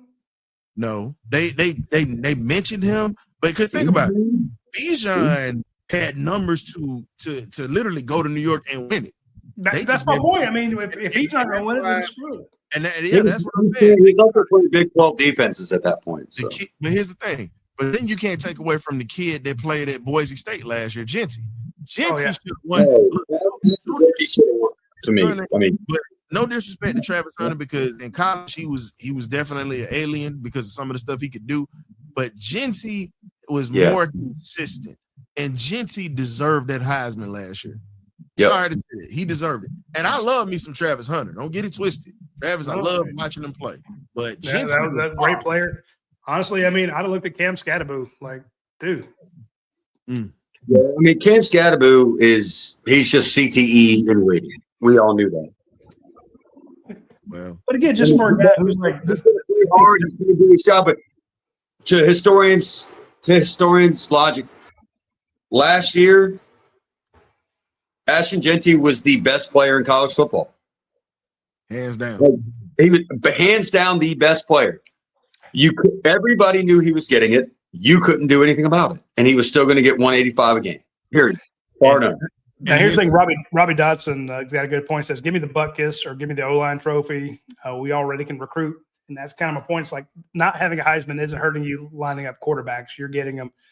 It's a lot easier to land a Chris Cole or a Justin Williams or Chris Jones or an offensive-minded game now. Well, you're just like, hey, we can land all the handicaps on defense. It's an offensive-minded game now. Unfortunately, you can get a Zayden Walker when you're like, hey, we've had before Kirby Smart was here, we had no Buckets Award winners. We've had 3 since. The last big time award that we had before Kirby got here was a Thorpe Award. Like I'm talking about like really, really big time award where we were recognized for that. And then think about it. Kirby's had a Thorpe Award winner and DeAndre Baker. So, I mean, he's already answered. We had Mackey, right? 2 years ago? 2-time Mackey Award winner Brock Bowers. Yeah. You've had 2. And if you look at it, Georgia has now the one award that I feel like we've been robbed out of, pretty much the offensive line award. We were robbed out. They gave that to Michigan over us. Yeah, the Joe Moore Award, especially the year that Georgia pushed Michigan. We did it 2 times in a row. That's the crazy part. Yeah. That's my point. So I'm with Robbie Dotson here. It's like he says, give me the O-line trophy, which is a Joe Moore Award. Give me that one. And that helps you land those Juan Gaston freaks, that helps you land those Dontrell Glovers, the Ernest Greens of the world, the Monroe Freelings of the world, the Cortez Smith. You saw Cortez Smith get out there today. That is a chunk of a man. That dude is he's a spam can. Okay. Wow. I'm just saying that dude is he called him a spam king. he is a block. Okay? He gets wide and he gets low real fast. Yep. Right, I'm not going to even sit here and lie to you. When I look at some of the young guys that we have coming in on the offensive line, and you look at the size that we have coming in, and then the size that's playing right now, Juan Gaston, to me, He's broken. He's just one of the best young offensive linemen in the country right now. And I can kind of see him, if he can stay healthy, I can see him having an Orlando Pace type college career because of the way that he plays this game, big, agile, mobile, hostile. Angry. And the thing about him is he's a machine. He went down. If he doesn't go down with that ankle injury, we could be sitting here saying that he's going to probably end up automatically being first team SEC next year, period. Because of everything. He's already a freshman all SEC. I got no question in my mind. Here's the thing. Let me tell you folks real quick about the Juan Gaston camp experience. We go to camp. We watch Juan Gaston. He looks like a 35-pound bag of flour and a 20-pound holder. He's got some bad weight on him. I'm just like, this is supposed to be a great guy, and he's standing at the back. He's not running up there to get his reps because when they bring on the one-on-one reps, five guys run out because they want to be on tape. They want to go up against the best defensive guys. It's one-on-one, and Juan's hanging out the back, and I'm like, this guy's fat. This guy's lazy. He doesn't want to fight. And he just looks like a big old marshmallow because, they got him in the big white T-shirts, and he's got Pam Anderson moves, Stay up. Got the big moves, and I'm like, this guy. And I told my guys when I left, I'm like, I don't see it. I don't see the drive. He just now then later on, when he get his reps, when he finally get him out there, he'd do well. But I'm like, I want to see the guy that wants to fight. So here's the thing. He gets here. He starts kicking everybody's ass. This is a guy who just on his natural talent is an all, and we saw it today when he started about there at right tackle. Starting as a true freshman, he started his first game just like another guy by the name of Tate Ratledge.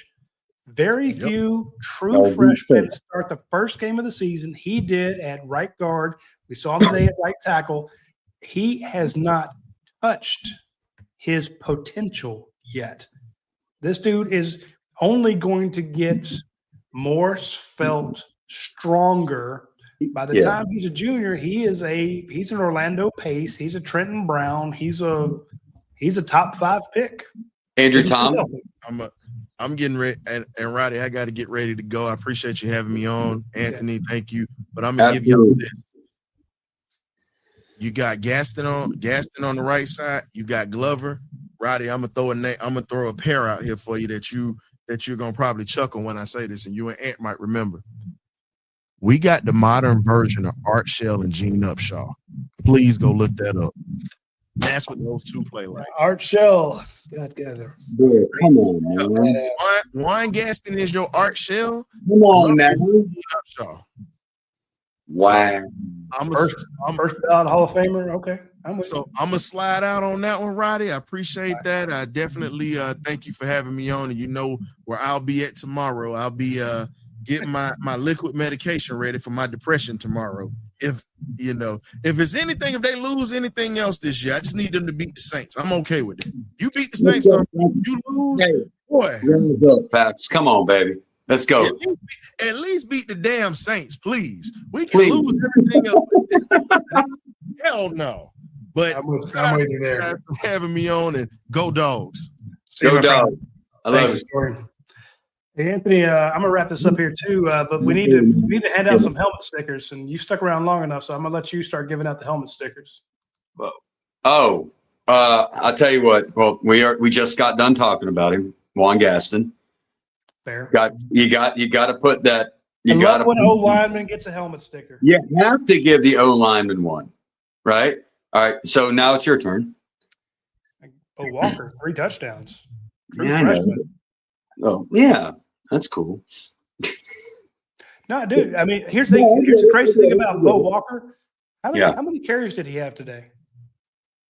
That I don't know. 9. 9. He had 3 touchdowns. Yeah, Jesus. What is the ratio? Sets 33% per carry touchdowns. So yeah, I'm gonna go Chris Cole. Chris Cole. Let's see. I wonder who led the defense in tackles today. Okay, so yeah, Chris Cole had 4 tackles. 2 of them were solo. He had 1 sack. One of the 2 sacks that Georgia had today. Elijah Griffin had the other one. And to your point, I will go on defense. I'm going to give Elijah Griffin one for that. God dang it! I knew. Look, you took Chris Cole off the board. I get to go Elijah Griffin. 9 and 90. So you know what? I am going to give it to Brett Thorson. Okay. He doesn't get to punt much. He does not. Let's see. But where did he pin them back every single time? Yeah, it's a very overrated stat that people overlook. Brett Thorson is a weapon. He will be the first specialist taken off the board in the draft next year.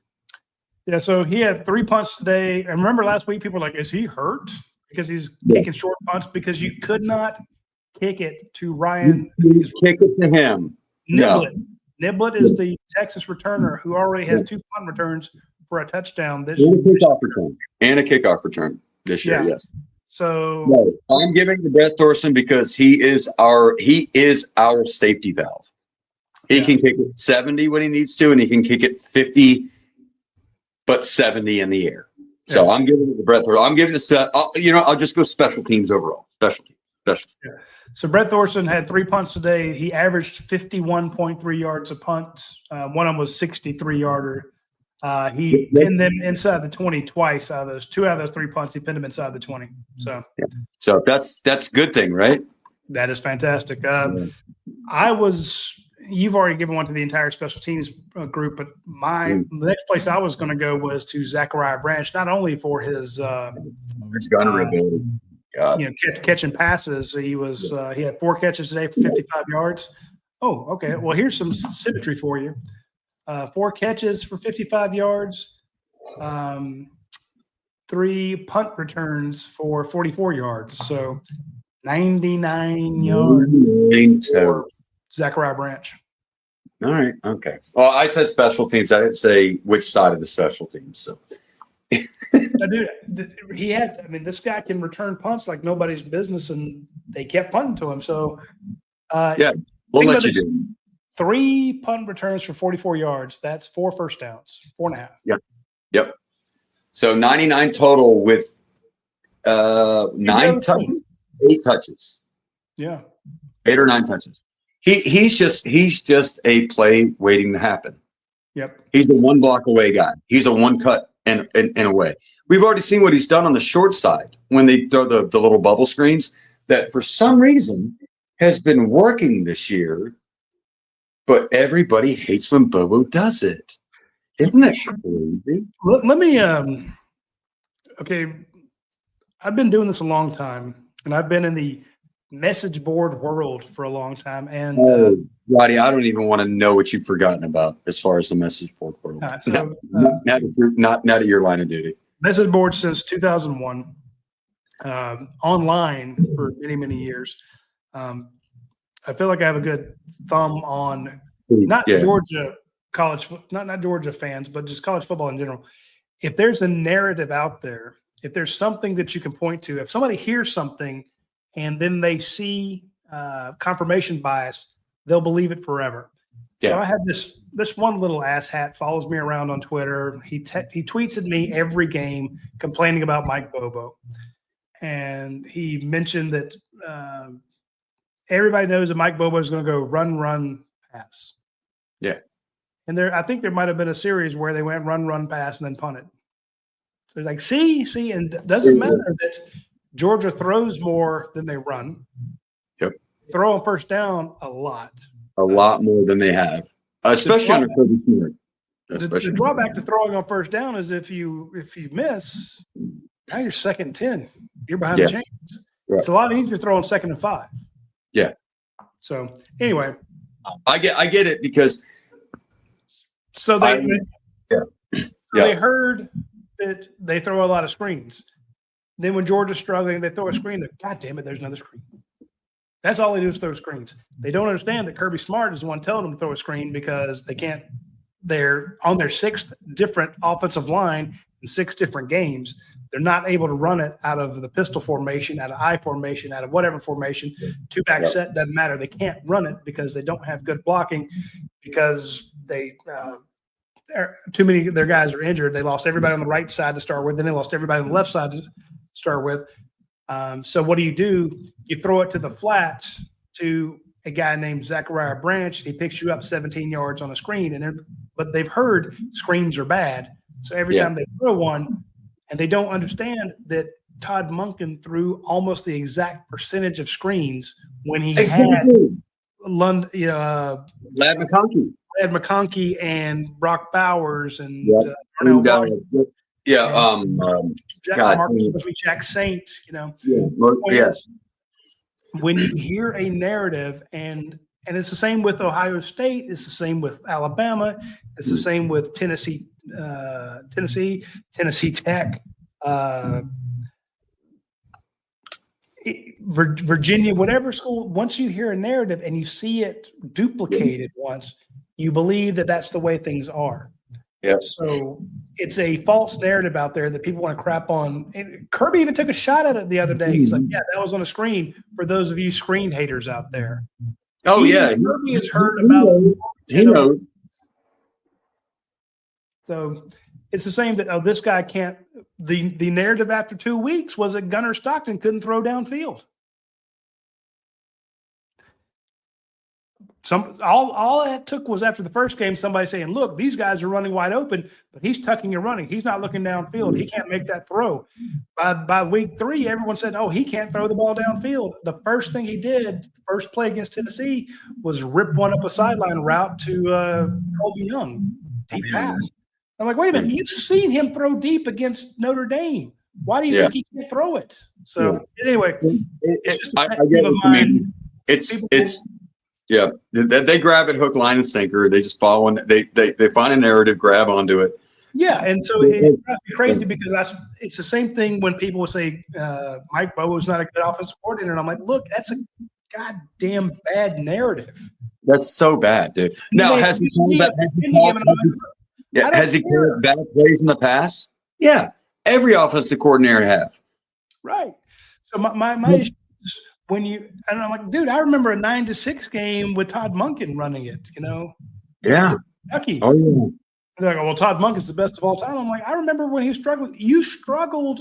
You lost to Alabama in the SEC championship game, and you had we barely beat Kentucky. Yeah, with Todd Monken. Right. So my point is, and then for the first 3 quarters of that first championship game, you look terrible from the greatest offensive mind of all time. So because it's not Bobo, it's better than Bobo. Right. So again, and I don't defend Bobo. If Bobo's hired away tomorrow, that's the other one. He's not good because other teams aren't trying to hire him. And I'm like, well, you don't know that. He's actually had other people inquire, would he be interested in other jobs? But it doesn't hit the press. It doesn't hit Twitter. So you believe that nobody wants him. Anyway, getting far afield here. It's just but it's an easy scapegoat. It's what it is. It's always an easy scapegoat. And I hate that because, I mean, Todd Monken, look at what he had at his disposal as far as offense. But don't just look at his offense. Look at the defense that he had backing him up. Generational defense. You could run anything because you knew they could score on you. Of course you know you're going to be a better offense if you have that defense. Yeah. Every time. Fuck, I could score, and I'm 50. No, but if Bobo called the same play call and it didn't work out, it's the same guy. It's run, pass, punt, run, pass, punt. Do you know how many games Bobo won in his tenure with Mark Richt? He won 88% of his games in a 12-game season with Mark Richt. He was 11.5, almost 11.5, 12%. That's ridiculous. I'll put it to you this way: the man who coached against him was Kirby Smart. Kirby Smart was the defensive coordinator at Alabama. Mm-hmm. Mike Bobo's the offensive coordinator at Georgia. They went head to head. When Kirby Smart got rid of James Coley, he had to hire somebody, right? Who's the first guy he called? It wasn't Todd Monken. It was not Todd Monken. It's Mike It was Bobo. from South Carolina. Was he still at South Carolina? He just taking the job at South Carolina. That's why he wasn't available. Yeah. So and again, Mike Bobo and I aren't friends. Honestly, I can tell you a story. You guys go to Grand Cypress and Augusta to eat dinner. Yeah, dude. My first year at UGA Sports, there was a kid being recruited out of Valdosta, Telvin Smith, and me and Mike Bobo came to. Telvin Smith, that is taking you way back, Roddy. Dude, I'm old, man. Anyway, my point is that didn't work out between me and Mike, and it's never worked out since. He doesn't talk to me. I don't talk to him. Right. Not in a mean way. It's just he doesn't leak. He doesn't leak information to me. He's not one of my sources. If he left, it'd be good for me because we'd have a coaching surge at UGA Sports. That'd be phenomenal. We love coaching surges. We get a lot of new subscribers. I'm not going to defend him, but I want an objective criticism. Now, there have been plays he calls the orbit motion today where you bring in and then I don't know what the hell there's multiple two-back sets that they've run this year that have no freaking idea what they're trying to do, and he gets too cute sometimes. I'm like, just hand it off to Josh McCray. Don't screw this up. A 235, 240-pound back that can just pound it for 3 yards. That's all you got to do. So again, I'll tell you, I'm not trying to be an asshole. I'm just saying, I don't like Mike. I say it. I get it. The only time that I've really ever said anything about play calling is when we had beaten Clemson the week before in 2014, and Gurley was already starting his Heisman campaign. And we're down at the goal line, and they go play action pass, intentional grounding, instead of just giving it to Gurley at the goal line against South Carolina. You remember? So that play, trust me, dude. I'm just saying. To this day, that was a terrible play call. Look, I defend that call to this day. No, Roddy. You could sneak him out of the field. Because that play is it is Terrence Edwards' drop versus Florida. It's the one play everyone remembers. And he was Georgia's last 1,000-yard receiver. But remember that drop he had against Florida? Yeah, I know. I get it. But what I'm saying is just give it to Gurley. He's going to get in the end zone. So I'll do the same thing with you, Anthony, to do with everybody else that says the same thing. What was the defense in? It's a Spurrier offense. So it was still a Grantham defense, wasn't it? I don't even know. I don't even think it was Grantham was there. The point is, go back and look at they crowd the line. Yeah. So I get it. I know. I know the play was right, but I know it was the right idea, but I just thought it was the wrong time to do it. It was first down. I'm with you. I get it. Trust me. So, and it's the same with the 4th and 1 call against Alabama. Everybody's like, "Oh my God!" I knew you were going to bring that shit up. You knew it. Why play the fast guns? Just run it. Just run it straight up the gut. They couldn't stop our run. We had 223 yards against them, right? Yeah, but they're expecting that, and so you do the other thing, and if your guys actually do what the hell they're supposed to. Oh my God! It was a 10-year cycle. He ran a 10-year cycle bad play. That's what it was.